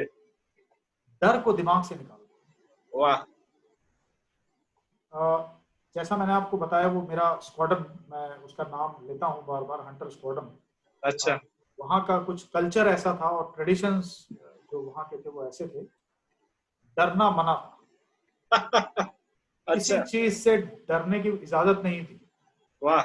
और डर को निकाल दिया जाता था सीनियर्स के अच्छा द्वारा। इतनी टफ लाइफ होती थी अच्छा कि थोड़े दिन में लगता था कि अगर ये झेल लिया तो कुछ भी झेल लेंगे। अच्छा। मतलब स्प्राइट को आप लोग जीते थे, डर के आगे जीते तो मतलब। बिल्कुल बिल्कुल, अच्छा। कुछ आप वो भी कह सकते हैं, उस जमाने में स्प्राइट था नहीं, लेकिन जी जी जी तो ये सब चीजें हमारे कैरेक्टर में ऐड हुई, पर्सनालिटी में ऐड जी हुई, जी और जी डेफिनेटली मैं कहता हूँ 100% क्या, 200-300% फर्क आया। जी। जो इंसान 1995 था, 95 में घुसा था एनडीए में, और जो व्यक्ति वहां से 1998 दिसंबर में निकला, उसमें हो ही नहीं सकता कि जमीन आसमान का फर्क है। वाह, कम क्या से बात, कम नहीं तीन तो साल 200 में। से, जमीन आसमान का, अच्छा अच्छा 200 से 300% का चेंज, अच्छा नथिंग लेस देन दैट। अच्छा। काफी डिटेल में मतलब आप बता रहे हैं, तो क्विकली थोड़ा दो तीन चीजें वहां की और जान लेते हैं कि मतलब आपके ड्रॉप आउट्स कितने थे आपके बैच में, क्या थे भी, और कुछ टीचर्स और फ्रेंड्स जो कि रिमार्केबल आप नाम लेना चाहें जिनका। फ्रेंड्स की तो खैर कोई कमी नहीं है। जो ड्रॉप आउट्स का जो आप पूछ रहे हैं, जहां तक मेरा ख्याल है, my course was under subscribe. 95 में हमारे कोर्स में करीब 300 या 350 वैकेंसीज थी। अच्छा करीब 280 लोग ही पहुंचे अच्छा फाइनली, और उसमें से पहले 6 महीने के अंदर अंदर करीब 30 लोग छोड़ के चले गए। अच्छा तो हम लोग काफी कम संख्या में थे, 250 के अच्छा करीब ही थे, 350 वैकेंसी के अगेंस्ट में। बहुत छोटा अच्छा। कोर्स था हमारा, और इसीलिए कम लोग होने के कारण हमारी बॉन्डिंग भी काफी अच्छी रही। जी। और जो ये दोस्तों की बात आप कर रहे हैं, तो मेरे 12-15 कोर्समेट्स हैं जो जिन्होंने हमने साथ में हंटर स्क्वाड्रन में ट्रेनिंग की। अच्छा। हाँ। अ, उसमें से कुछ अब रिटायर हो चुके हैं मेरी तरह प्रीमेच्योरली, एक दो अब हमारे बीच नहीं है, अच्छा अच्छा। और कुछ लोग अभी भी सर्व कर रहे हैं वाह आर्मी, नेवी, एयरफोर्स में। वाह, क्या बात। और कुछ एक वाकया ऐसा हुआ जब मैं बम्बई आया, हाँ हाँ। तो यहाँ कोलाबा में मुझे जब घर मिला तो मैंने पाया कि मेरे अपने स्क्वाड्रन के अच्छा। 2 बैचमेट, वाह एक नेवी का और एक एयरफोर्स का, वाह। तो हम तीनों एक कॉलोनी में रहते हैं। क्या बात है, तो वापस वही दिन। और इसमें एक चीज और मैं आपको बताऊंगा कि जो नेवी के जो ऑफिसर हैं, उनका नाम जी। कमांडर नितिन पेडनेकर है। अच्छा अच्छा। वो मतलब 300-400 मीटर दूर रहते हैं वो मेरे घर से। आज इनफैक्ट आज मुझसे मिलने भी आए थे। वाह। वो और मैं, जब जब मैंने ज्वाइन किया तो हम दोनों रूममेट हुआ करते थे। अच्छा। एक दूसरे के कंधे का बहुत इस्तेमाल किया वाह वाह। हमने। अच्छा। तो जब जब जिंदगी थोड़ी ज्यादा टफ हो जाती थी तो एक दूसरे के कंधे पे सर रख के रो लेते थे हम वाह, लोग। क्या बात है। और एक दूसरे को संभालते भी थे। वाह। और हमने हमने अपना घर का खाना शेयर किया है, एक दूसरे के लिए खाना पैक किया है मेस में कि भाई उसको आज खाने को नहीं मिला तो मैं लेके जाता हूँ, वाह इस तरह वाह, से। काफी इमोशनल बातें मतलब आप कर जी रहे जी, हैं, तो मुझे इमोशनल। मतलब मेरे उस वक्त गूज़बम्प्स आ रहे इमोशनल नहीं होती थी, उस वक्त सर्वाइवल की बातें होती थी। हैं। बिल्कुल जी। सो मेरी खुशकिस्मती है कि मेरे 2 बड़े अच्छे दोस्त, जी जी जी कोइंसिडेंस भी है, जी जी जी। वो मेरे साथ हैं यहाँ आस पास में। बड़ा अच्छा लगता है। जी और जैसा मैंने आपको बताया, हमारे बीच में कोई प्रोफेशनल राइवलरी नहीं है, जी। हमारे बीच में कोई ट्रस्ट डेफिसिट नहीं है, जो कि आज के राइट जमाने में एक बहुत बड़ी बात होती है। Right right. हमारे परिवार वो हेल्दी मतलब नॉट, कंपटीशन, मतलब आज के जमाने में वो कट थ्रोट कंपटीशन बन गया। वैसा कुछ नहीं है हमारे बीच में। और जी जी। क्योंकि हमारे अंदर इतनी दोस्ती है, तो हमारी वाइफ्स के बीच में भी बहुत अच्छी दोस्ती वाह क्या बात है। है। And they have also understood that we trust each other so much right कि राइट राइट। हमारे बीच में कोई लेन देन नहीं होता, कोई वो नहीं होता। वो सब मतलब एक दूसरे के साथ थोड़ा हमारा रिलेशन एक अलग प्लेन पे रहता है। अच्छा, वो मतलब फैमिली के अब मेंबर बन चुके हैं। चाहे वो एडवाइस हो, चाहे कोई सामान हो, चाहे पैसा हो, वाह हमारे बीच में कोई ऐसे कोई सोचने विचारने वाली कोई बात नहीं होती। जिसको क्या जो बात जिससे मांगना होता है वो ले लेता है, लौटा देता है, नहीं लौटाता है, हम कभी पूछते भी नहीं। है। इस बहुत अच्छी प्रकार बात के है। संबंध हैं हमारे बीच में। जी वही जी मैंने आपको बोला, छोटा सा ग्रुप है, एक 10-20 लोगों का। जी और अलग अलग क्षेत्रों में पोस्टेड हैं लोग। कुछ एक जी रिटायरमेंट ले चुके हैं, कुछ एक जी नहीं है हमारे बीच में। जी जी जी। बट हमारे ऐसे बॉन्ड्स हैं कि जो नहीं है हमारे बीच में, उनके परिवार के साथ हमारे संबंध बहुत क्लोज हैं। वाह और उनको हम अभी भी मेंटेन करते हैं, वाह क्या बात। क्योंकि अ, ये जो एक यूनिक बॉन्ड्स हैं हमारे, जी ये मैंने आपको बताया पहले कि ये जिंदगी भर के लिए, बिल्कुल बिल्कुल ये कभी खत्म नहीं हो सकता। बिल्कुल। जी। तो दो बातें यहाँ पे पूछना चाहूंगा कि कुछ रैगिंग नाम की चीज एग्जिस्ट करती थी वहां पे, क्योंकि रैगिंग काफी होता है, और एक दूसरा की छोड़ने का कभी मन किया क्योंकि काफी ज्यादा प्रेशर था। देखिए, सबसे पहली चीज, रैगिंग जीरो। अच्छा। एनडीए के अंदर कोई रैगिंग नहीं होती। वाह। क्योंकि वहां पे ऑलरेडी मतलब उससे काफी ज्यादा हो रहा है, तो मतलब ये रैगिंग तो मजाक ही है। नहीं, रैगिंग रैगिंग तब होती है जब, जो मेरा कंसेप्ट है रैगिंग का, हालांकि मेरी कभी रैगिंग हाँ हुई वो नहीं तो और मतलब ना एक मैं कभी रिलेटिव कॉलेज टर्म है। में उस प्रकार से गया। बट रैगिंग, जहां तक मेरा कंसेप्ट है, जो मैंने समझा है रैगिंग को, रैगिंग एक तरह का एक इनिशियली शायद हेल्दी तरीके से स्टार्ट हुआ था, एक इंट्रोडक्शन के तौर हाँ पे। बाद में और काफी गंदा हुआ। जी बाद में फिर लोगों से अनरीजनेबल चीजें कराना और उनको जी जी जी। तंग करना और उनको नीचा दिखाना कि तुम बिल्कुल जूनियर हो बिल्कुल तो एक तुच्छ प्राणी हो, वो वाली बिल्कुल चीज बिल्कुल। आ गई तो वो खराब हो गया। स्टार्ट काफी पायस वे में हुआ था। जी। एनडीए में कभी कोई रैगिंग हमारी हुई नहीं, अच्छा ना हमने कभी रैगिंग की। अच्छा। अब जब हमारी नहीं हुई तो हम क्यों करते। बिल्कुल। लेकिन जिसको लोग कभी कभी मैंने देखा है कि मिसकंस्ट्रू करते हैं as ragging, that was a part of the initial toughening process. Right right right, एक मेंटल छोटा सा कंडीशनिंग। उदाहरण देता हूं आपको। जी 5-10 दिन हुए थे हमें एकेडमी के अंदर, और हमें बोला गया आपका एक इंट्रोडक्शन रन होगा। हमें भी यही लगा कि अब रैगिंग होने वाली है हमारी। अब वो इंट्रोडक्शन रन, अब हम लोग सब फर्स्ट ईयर के स्टूडेंट या 12वीं से निकले हुए छात्र थे, लड़के ही थे हम लोग। हाँ हाँ। तो हम लोगों ने अपने जूते वूते पहने, हमने कहा चलो।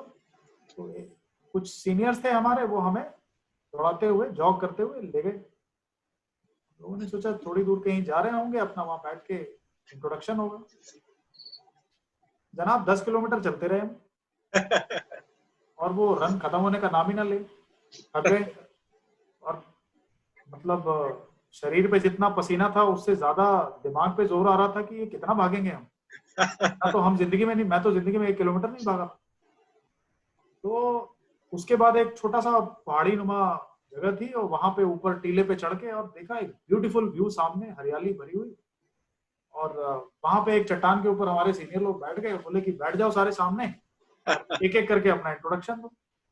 नॉर्मल इंट्रोडक्शन हुआ, कुछ सवाल जवाब पूछे गए, फैमिली बैकग्राउंड पूछा गया, पर्पस इन लाइफ पूछा गया, और हमें कुछ एक एसेंशियल चीजें बताई गई। ऐसी कोई रैगिंग कभी नहीं हुई, वाह कोई किसी ने बेइज्जत नहीं किया, किसी ने कभी क्या बात नीचा है। दिखाने की कोशिश नहीं की। बट एक चीज जो हमने ये सीखी, फौज में भी और एनडीए में भी हमने जो चीज देखी, एनडीए में हमें तैयार किया गया फौज के सिस्टम के लिए। तो फौज एक बड़ा हायरार्की वाला ऑर्गेनाइजेशन है, जैसा कि बिल्कुल आप लोगों बिल्कुल को पता है। ऑर्गेनाइज्ड है। वो हायरार्की हमने पहली बार वहां देखी, हाँ और हमने उसको समझा। जी हर चीज एक एक प्रिविलेज के तौर पे हमें दी जाती है। जी आप छोटी से छोटी चीज वहां पे एक प्रिविलेज समझ के करते थे। हर जी एक चीज की वैल्यू हमें बताई गई। बिल्कुल कि आप इसको अगर पाना चाहते हैं तो आपको इसको कमाना पड़ेगा। बिल्कुल आपको 6 महीने निकालने पड़ेंगे, तब आप जाके ये चीज प्राप्त कर सकते हैं। बिल्कुल। आप कॉरिडोर के अंदर पैदल नहीं चलेंगे, आप जॉगिंग से चलेंगे। जब 6 अच्छा, महीने निकल जाएंगे तब आप पैदल चल सकते हैं। वाह क्या बात है।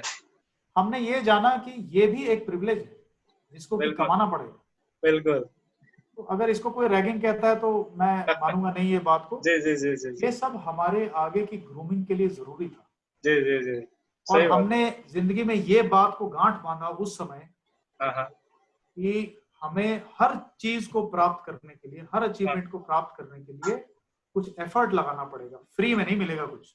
बिल्कुल बिल्कुल।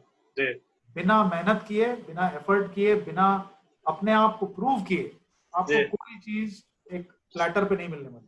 जी जी जी जी जी। वो एक सिखलाई थी हमारी। जी। रैगिंग नो सर, कोई ओके रैगिंग हमारी हुई नहीं। ओके। और मैं इस बात से कभी सहमत नहीं होऊंगा जिंदगी में कि एनडीए में कोई रैगिंग होती है। ऐसा कुछ भी नहीं। अच्छा।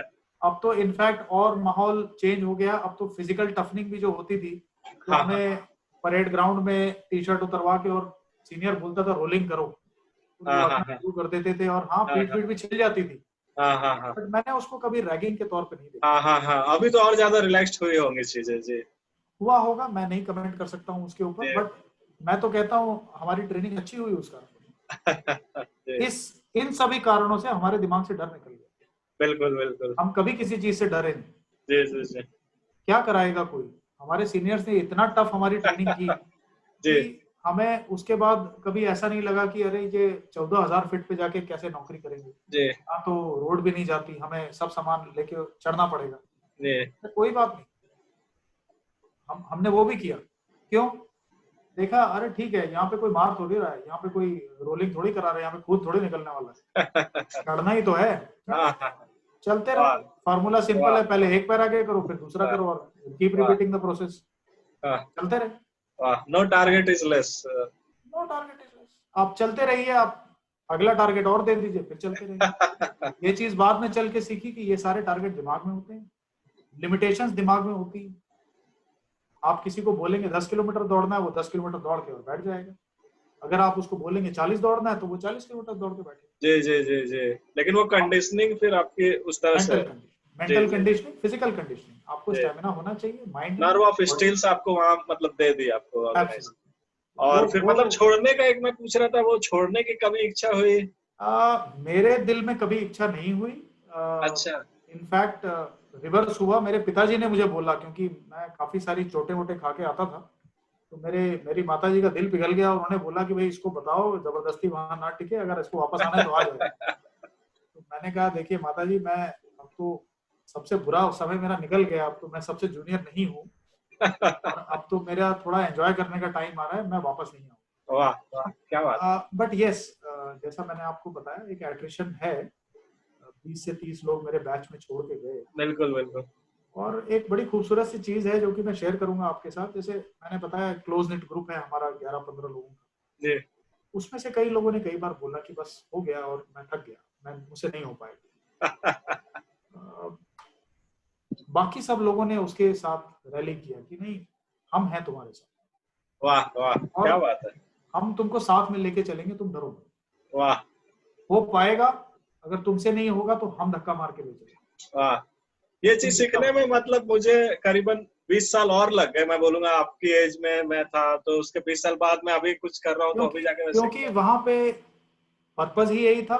तो शायद ओरिएंटेशन कुछ इस प्रकार से बिल्कुल बन गया। बिल्कुल बिल्कुल। वो ग्रुप टीम वो सब जी बातें जी। काफी जल्दी आपका हो गया। तो एक बार मतलब हो गई एनडीए की कोर्स, इतना अच्छा बैच मिल गया, सब कुछ कंप्लीट हो गया। फिर कैसा था मतलब वो रिसेप्शन फिर से वही ठंडा था या इस बार थोड़ा गर्माहट के साथ आपको? रिसेप्शन रिसेप्शन वाली कोई बात नहीं थी। देखिए एनडीए में एक पासिंग आउट परेड होती है, जिसके बाद जी आप अपनी अपनी रेस्पेक्टिव सर्विसेज की एकेडमीज में चले जाते हैं। जी जी जी। आर्मी के कैडेट्स हैं वो आईएमए बिल्कुल देहरादून में चले जाते हैं, एयरफोर्स एकेडमी वाले वहां चले जाते हैं, naval officers go to their naval training जी एस्टेब्लिशमेंट।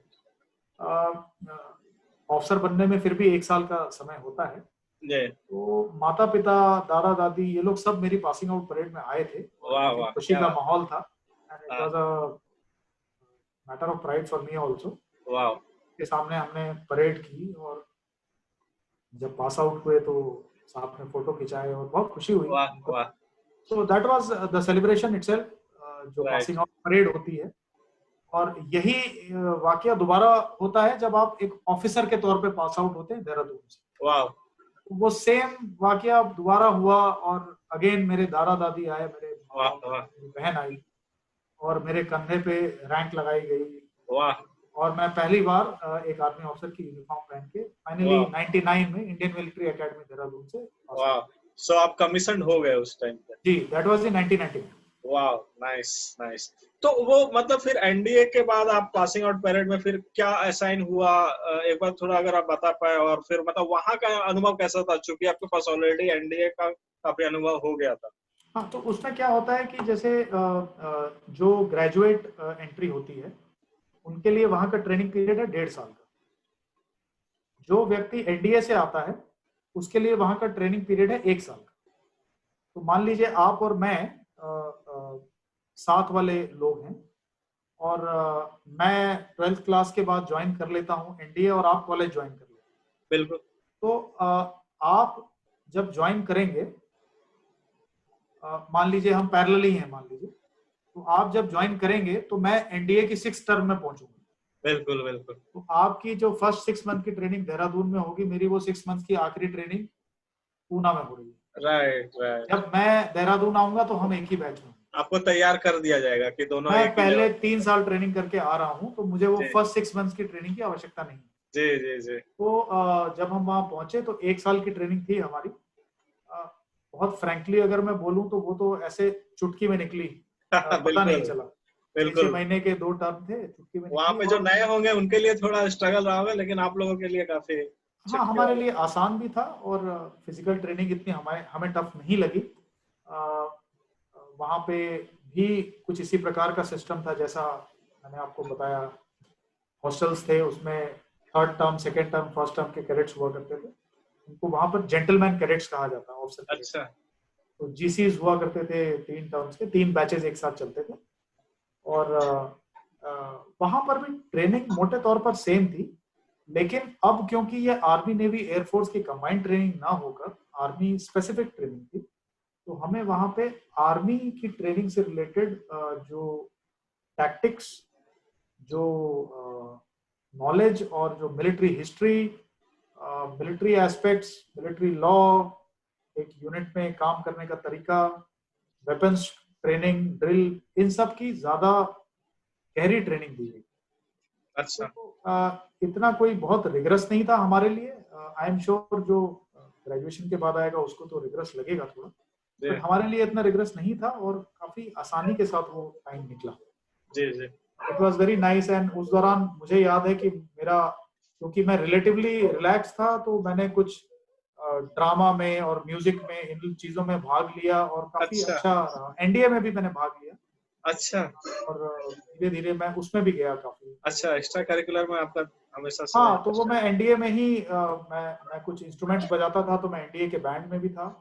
और जब मैं आईएमए में आया देहरादून में, तो मैंने सोचा मैं एक बार ड्रामा में पार्टिसिपेट करूं, तो एक इंग्लिश प्ले में मैंने पार्टिसिपेट किया, अच्छा, जो कि पासिंग आउट परेड के दौरान होता है। तो मेरा जब सीनियर कोर्स पास आउट हो रहा था, तो as a farewell we presented that to all the parents and officers, and it was right. Quite a nice experience, a good teamwork there also, and a new kind of experience for me. अच्छा, I did the role of a comedian in that play, so that was also a good experience and good memories. अच्छा, So that was what IMA was, and उसके बाद मैं commission होके अपनी अच्छा, unit में चला गया। जी। अच्छा। जी। तो फिर कमीशन होके कहाँ पे आपको फिर असाइन होती है ड्यूटी, और फिर वो अनुभव जो पहली बार आप जाते हैं और वहां पे एक एक आप प्रोफेशनल से वहां पे मिल रहे हैं, पहली बार स्टूडेंट से आप प्रोफेशनल लाइफ में मूव होते हैं। क्या होता है कि जब आप ऑफिसर बनने वाले होते हैं, जी, तो आपको एक आर्म असाइन होती है। तो इंडियन आर्मी के बहुत सारे अंग हैं, जैसे इन्फेंट्री, जो कि पैदल फौज कह सकते हैं आप एक लेमैन्स लैंग्वेज में। आर्टिलरी, जिसे तोपखाना कहा जाता है। आर्मर्ड कोर, जो टैंक वाली फौज है। अच्छा, मैकेनाइज्ड इन्फेंट्री, जिसका मैं हिस्सा था, जिसमें कि अच्छा, लाइट टैंक्स या बीएमपीज इस्तेमाल होती है। अच्छा, कोर ऑफ इंजीनियर्स हैं, जो कि ब्रिज लेइंग और माइन ब्रीचिंग का काम करते हैं, और भी बहुत सारी चीजें। Right. Electrical and mechanical engineers हैं, फिर सर्विसेज कोर हैं जो कि लॉजिस्टिक्स को देखते हैं, ऑर्डिनेंस कोर हैं जो अगेन लॉजिस्टिक्स में अपना योगदान देते हैं। सबका अपना अपना इम्पोर्टेंस और अपना अपना काम है। जी। और मुझे मैंने ऑप्ट किया था। एक आपको ऑप्शन दिए जाते हैं, फर्स्ट सेकंड थर्ड चॉइस देनी पड़ती है कि आप क्या ऑप्ट करना चाहते हैं। और मैं एक खुशकिस्मत आदमी था, मैंने आपको बताया शुरू से किस्मत अच्छी रही है मेरी। मैंने फर्स्ट ऑप्शन मैकेनाइज्ड इन्फेंट्री भरा और मुझे मैकेनाइज्ड इन्फेंट्री मिला। अच्छा। नाउ मैकेनाइज्ड इन्फेंट्री में मुझे 10th बटालियन मिली, और मेरी बटालियन उस वक्त अंबाला कैंट में थी, अच्छा। हरियाणा। एंड मैं वहां पहुंचा, और बड़ा इंटरेस्टिंग सा वाकया था, क्योंकि थोड़ी मैं कहूँगा हिंदी में टांग खिंचाई होती है जब यंग ऑफिसर जाता है।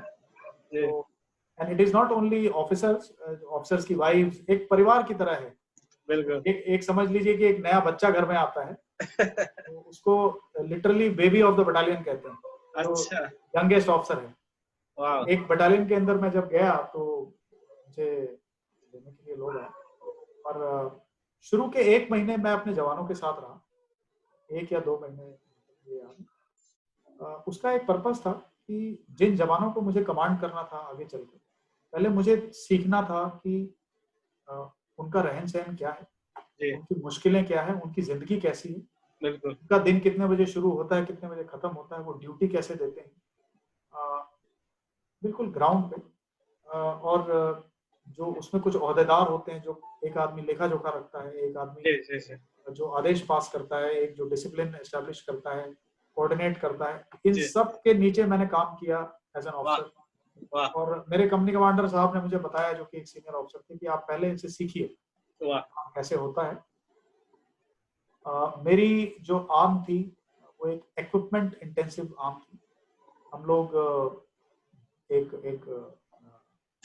जो लाइट टैंक जिसका मैंने आपको मेंशन किया अभी, जिसको कि रशियन इक्विपमेंट है, बीएमपी कहते हैं, तो वो हमारा ब्रेड एंड बटर है एक तरह से।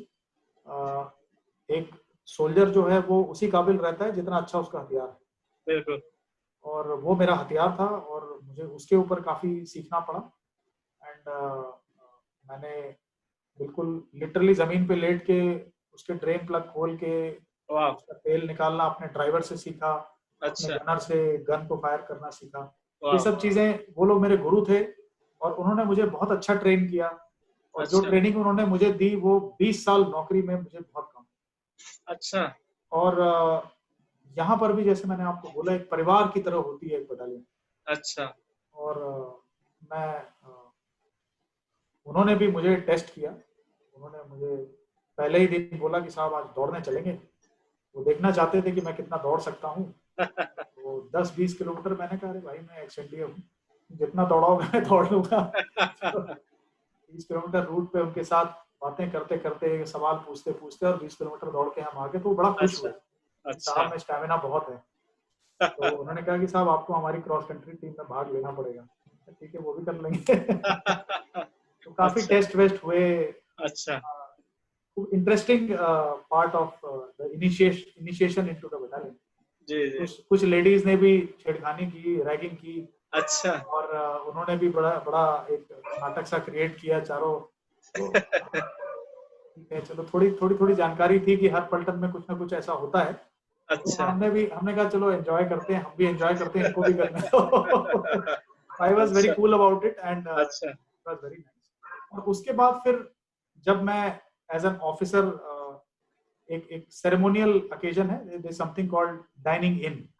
अच्छा। तो एक मेस के मेंबर के तौर पे, ऑफिसर्स मेस एक बड़ा सैक्रोसैंक्ट इंस्टीट्यूशन है इंडियन आर्मी, जिसके मेंबर के तौर पे मैं डाइन इन हुआ।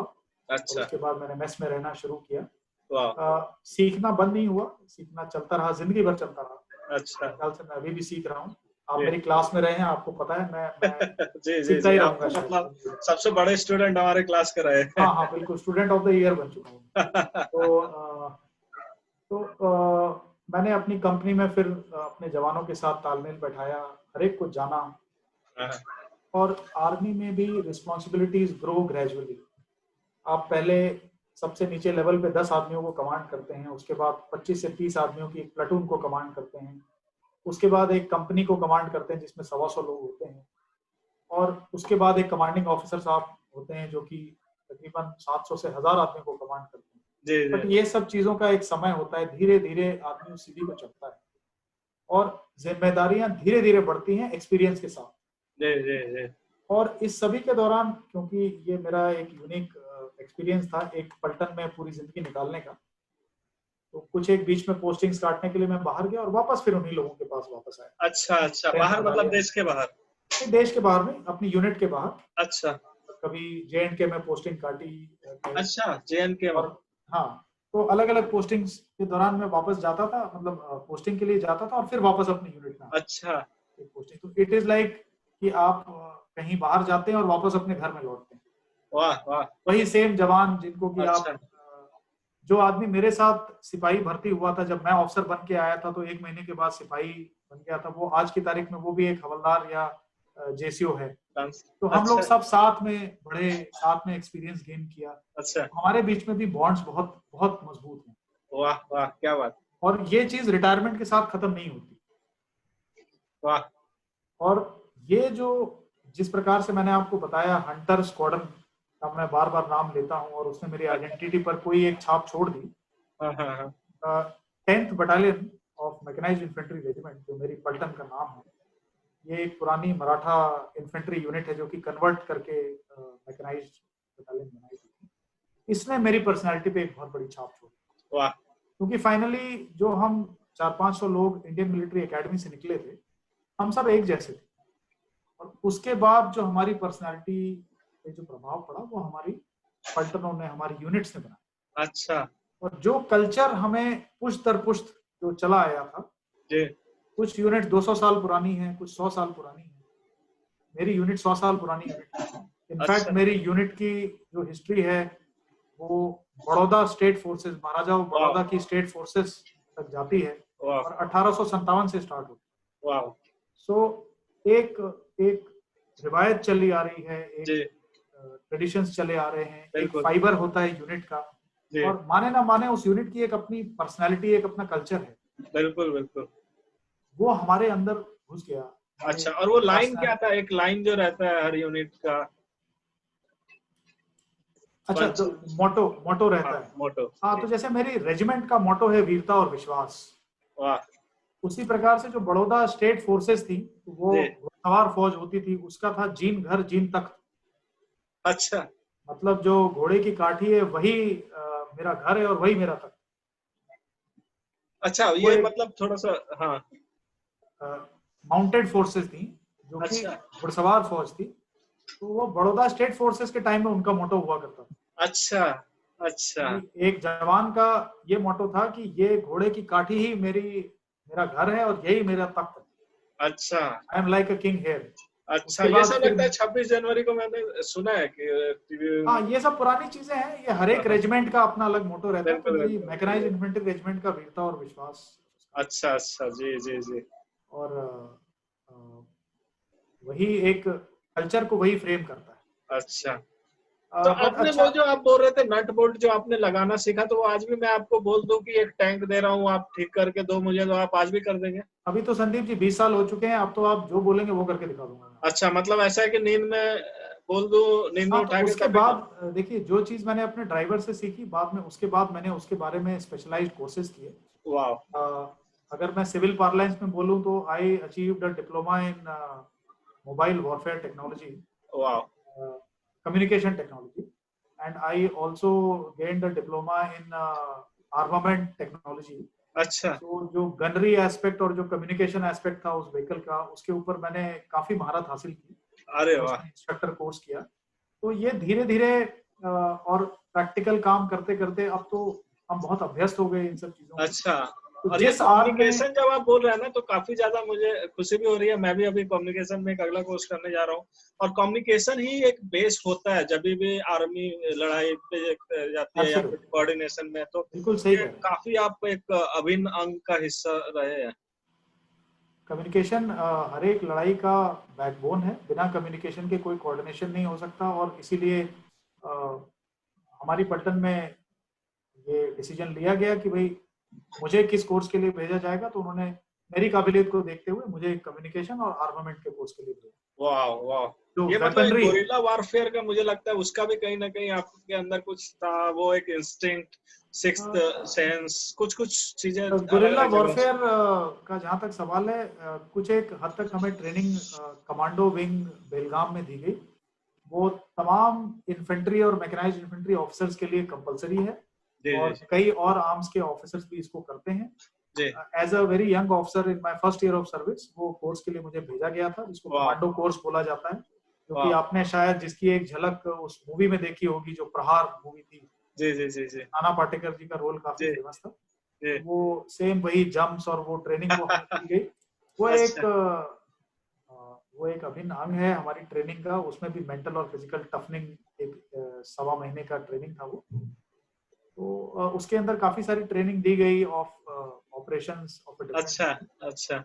But yes, to some extent उसको हम रियल लाइफ में इस्तेमाल इसीलिए नहीं कर पाए क्योंकि मैं मैकेनाइज्ड इन्फेंट्री का था और हम लोग टैंक बेस्ड आर्मी है, जी जी जी जो कि फास्ट एंड मोबाइल वॉरफेयर में महारत रखते हैं जी और डेजर्ट और प्लेन्स में ऑपरेट करते हैं। जी तो वो ट्रेनिंग का हमारे आर्म के साथ में बहुत ज्यादा तालमेल नहीं जी जी है। जी Yes, it was a useful training. It helped me, realize my own potential as a human being, and my physical and mental potential was ji realized to some extent. जी जी जी। तो फिर वहां पे फिर आपको फिर आपने यूएन पीस कीपिंग ये सब में भी आपको मौका मिला किसी और देश में जाके सर्व करने का, वो सब फिर कब हुआ और आपने फिर कब छोड़ा अपने या फिर मैं आज आपको तक? एक घटनाक्रम बताता हूँ मेरे 20 साल की सर्विस का। जी मैंने अंबाला में ज्वाइन किया। हाँ उसके बाद दिस वाज इन 99 दिसंबर। एक सवा साल के बाद ये ऑपरेशन पराक्रम हुआ, जब पार्लियामेंट पे अटैक हुआ बिल्कुल बिल्कुल और हमारी सेनाओं को आदेश दिया गया कि बिल्कुल बॉर्डर पे जाया जाए। तो हम लोग बिल्कुल। डेजर्ट ओरिएंटेड आर्मी है, जैसा मैंने आपको बताया। हाँ हाँ। मेरी बटालियन ओवरनाइट मोबिलाइज होके और राजस्थान में चली गई, वाह और हमने वहाँ पे काफी जगह बदली और 1.5 साल तक हम वहाँ पे डिप्लॉयड रहे। वाह। तंबू में रहे, स्वच्छ हवा, स्वच्छ पानी और लॉट ऑफ एक्टिविटी। वाह एंड सबसे बड़ी बात जो मैंने देखी और जो मुझे जिंदगी भर काम आई, 100% इंडियन आर्मी को मोबिलाइज होते हुए हमने लाइव देखा। वाह। और वो जो एक एक्सपीरियंस था, वो 100 किताबों से बढ़ के था।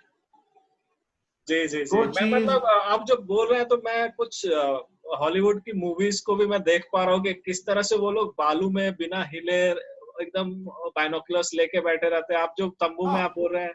वो एक अलग चीज है, वो हाँ स्नाइपर्स वो और हाँ कमांडोज के बारे में होता है। बट हाँ। हम लोग फिर भी छुपने मतलब वाले तंबू में। नहीं हैं। हाँ हाँ। एक टैंक के ऊपर जब आप चलते हैं तो छुपना थोड़ा मुश्किल ही है, क्योंकि आप पूरे आवाज के साथ पूरा धुआं उड़ाते हुए, धूल गर्जना उड़ाते हुए बनाते हुए। चलते हैं।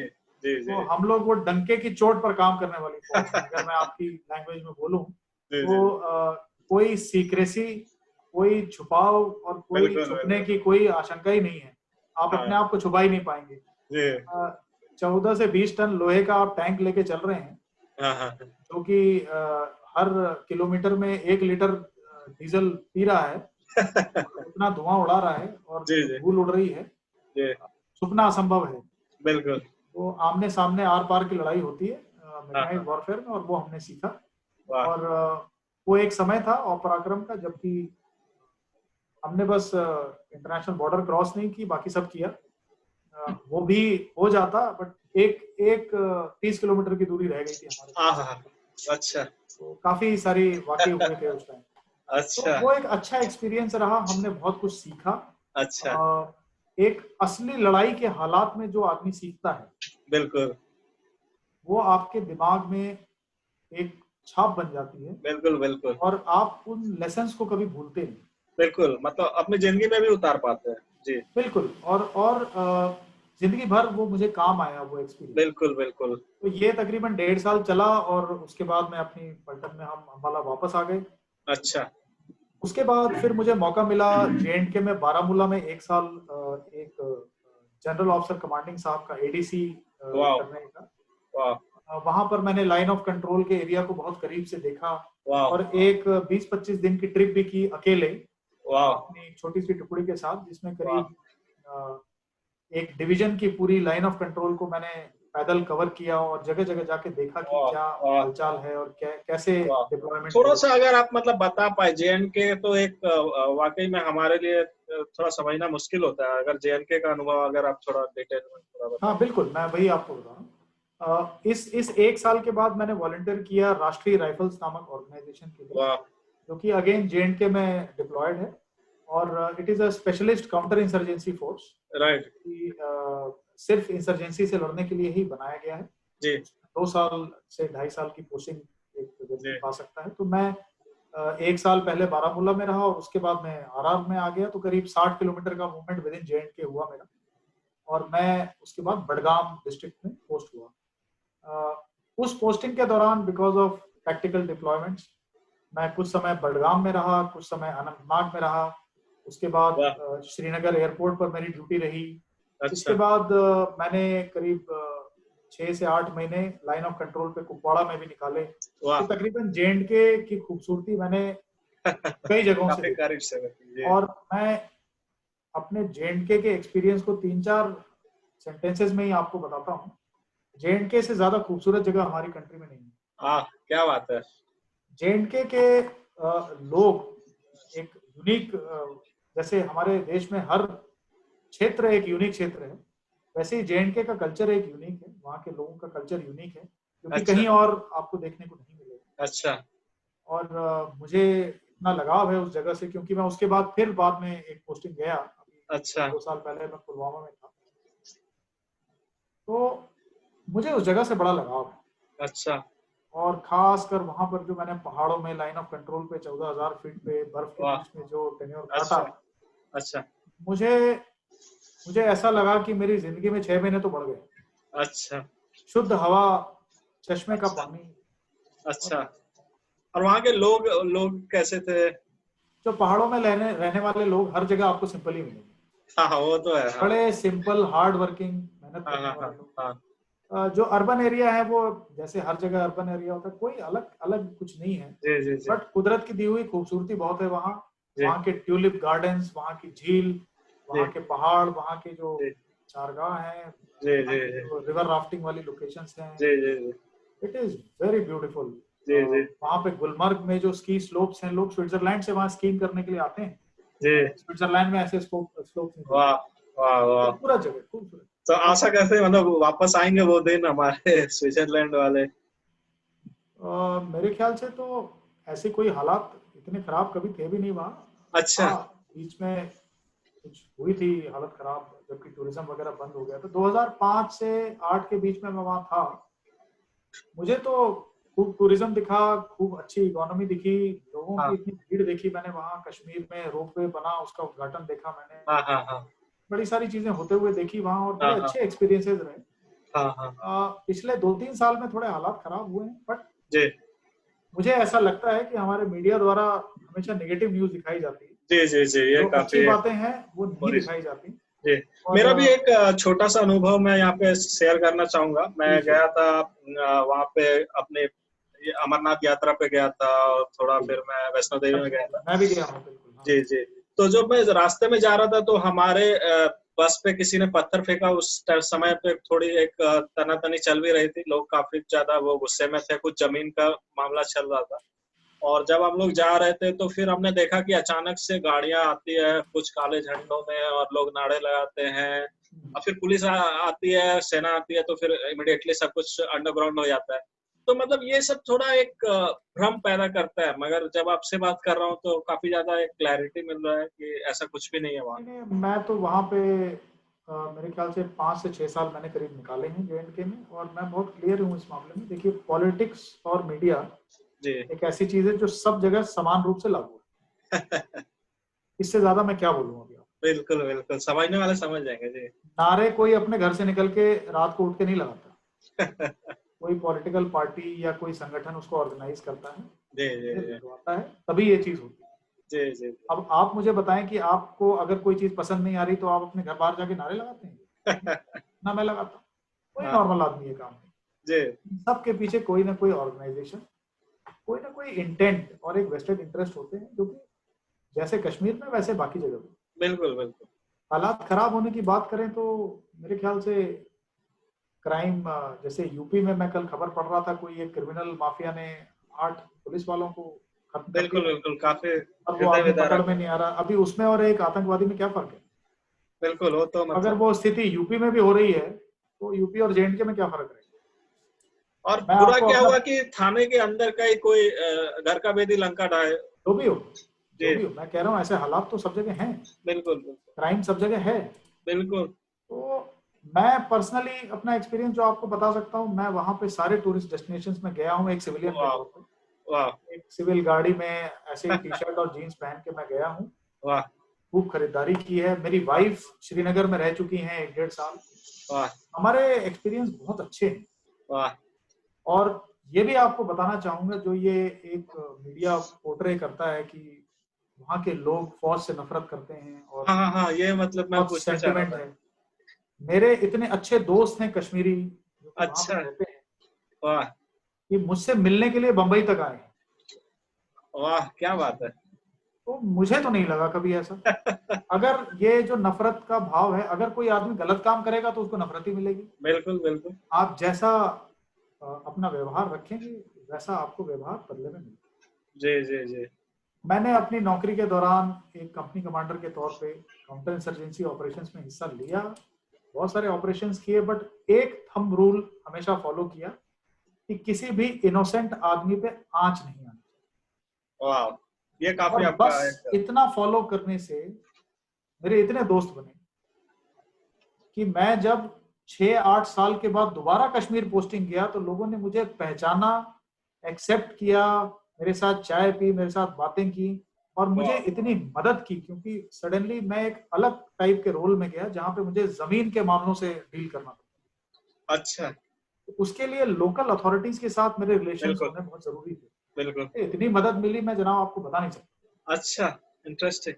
बहुत बहुत मदद मिली। और वो लोग जो नए मेरे दोस्त बने जमीनी महकमे में, जो अच्छा। तहसीलदार और जो बिल्कुल। पटवारी अच्छा हर एक गांव में होते हैं, तो हमारी 100-125 लोकेशंस थी, तो कई जगह अच्छा मैंने जान पहचान की। अभी तक अच्छा जनाब कॉल आते हैं, अच्छा। होली दिवाली पे मैसेज आते हैं। ये मतलब कश्मीर के बारे में आप बोल रहे हैं, मुझे विश्वास नहीं हो रहा है, तहसीलदार और ये। क्योंकि क्योंकि आपका सोर्स ऑफ इंफॉर्मेशन एक थर्ड मीडिया के थ्रू आता है और मेरा source of information first hand. वाह, आप क्या बात। बोलेंगे मैं भी आपको 4 फोन नंबर दे दूंगा, आप उनसे फोन करके बोलिए कि भाई मयूर ने आपको बताया है कि आपसे बात करने के लिए थोड़ी मेरी मदद कर दीजिए, आपको मदद मिलेगी, क्यों नहीं मिलेगी। वाह, क्या बात। फाइनली एक आम आदमी को 3 ही चीजें मैटर करती हैं, जी, रोटी कपड़ा और मकान। बिल्कुल बिल्कुल। ये पॉलिटिक्स मीडिया सब उसके बाद आता है। Basic necessities. जी, जो आम आदमी वहां का है वही यहाँ का भी है, ऐसा ऐसा कुछ बिल्कुल। नहीं है और ह्यूमन जिससे कि नेचर भी सेम है हमें, सबका। जी, जब तक वहाँ काम धंधा चलता रहेगा, जब तक वहाँ दाना पानी लोगों का चलता रहेगा, उन्हें कोई कष्ट नहीं है। बिल्कुल बिल्कुल। उस जगह में average education rest of the country से कहीं ज्यादा अच्छी है, जी जी जी। लोग बड़े एडवांस्ड हैं। बिल्कुल। जो एक दिमाग में लोगों ने बना रखा है कि बड़ी रिलीजियस फंडामेंटलिज्म है, हाँ ऐसा ऐसा हाँ कुछ हाँ। नहीं है। अच्छा। मुझे ऐसा कभी नहीं लगा। हाँ औरतों का हाँ। स्टेटस बहुत हाई है। जी अ, खासकर मतलब मैं बहुत ही साफ साफ बोलूंगा कि लोग ये मान के चलते हैं कि मुसलमान फैमिलीज में शायद औरतों का स्टेटस थोड़ा कम रखा जाता जी है। जी जी, मैंने ये एक्सट्रीमिज्म। देखा कि कश्मीर में लड़कियों को, बेटियों को जो तवज्जो दी जाती है वो एक वर्थ एमुलेटिंग है, जो कि वाह बाकी जगह पे हमको सीखना चाहिए। शायद वाह, बिहार ये में, मतलब बंगाल भ्रम में तोड़ रहे आप काफी। और यूपी में अगर हम उसको एमुलेट करेंगे तो वाह हमारे देश के हालात कहाँ से कहाँ पहुंचे। वाह, यूपी हरियाणा ये सबको काफी कुछ सीखने के लिए मिलेगा। कश्मीर को कभी गर्ल चाइल्ड के अपलिफ्टमेंट के लिए कोई नारा देने की आवश्यकता ही नहीं थी, वाह, क्योंकि क्या वहां बात। पे पहले से एजुकेशन का लेवल जी जी लेडीज जी का इतना अच्छा है जी और काफी खुशी मिलती है मुझे देखते जी हुए। जी जी। मेरे एक मित्र हैं जो कि जिन्होंने अपनी 2 बेटियों को हम्म। पढ़ने के लिए चेन्नई भेजा है, वहां से एक पीएचडी कर वाह। रही हैं और एक मास्टर्स कर रही हैं। हमें हाँ इससे हाँ अच्छा हाँ। क्या हो सकता है। जी जी जी, अभी भी न्यूज में आते रहता है कि कश्मीर के बच्चे यहाँ हैं, कश्मीर के बच्चे वहाँ हैं। बहुत जज्बा है पढ़ाई के लिए, जी लोग जी एजुकेशन प्राप्त करना चाहते हैं जी और उसी एजुकेशन के दम पे वो स्टेट आगे बढ़े। जी। और ये मतलब अभी बहुत अच्छी प्रोग्रेसिव थिंकिंग। पत्थरबाजी। जी जी, अभी मतलब मैं ऑक्सफोर्ड के साथ जुड़ा हुआ था, और अभी पत्थरबाजी का इंसिडेंट हो रहा था, तो हमारी ऑर्गेनाइजेशन काफी डर गई थी कि अभी हमारे सेल्स का क्या होगा, मतलब इतने बड़े सेल्स का सोर्स है वो। और जैसे लोग बोलते हैं कि नहीं पढ़े लिखे नहीं है, ये नहीं करते हैं, वो नहीं मेरा करते। पर्सनल ओपिनियन है संदीप, ये सब पॉलिटिक्स का एलिमेंट इसमें ज्यादा है, और जी जी जी ह्यूमन एलिमेंट सब जगह बराबर रहता है, ये जी मेरा जी जी मानना है। आप कोई एग्री करे डिसएग्री करे, जी इट इज जी जी ओपन टू डिबेट। जी बट मेरा पर्सनल एक्सपीरियंस 5 से 6 साल का J&K का जी बहुत अच्छा रहा है। जी जी जी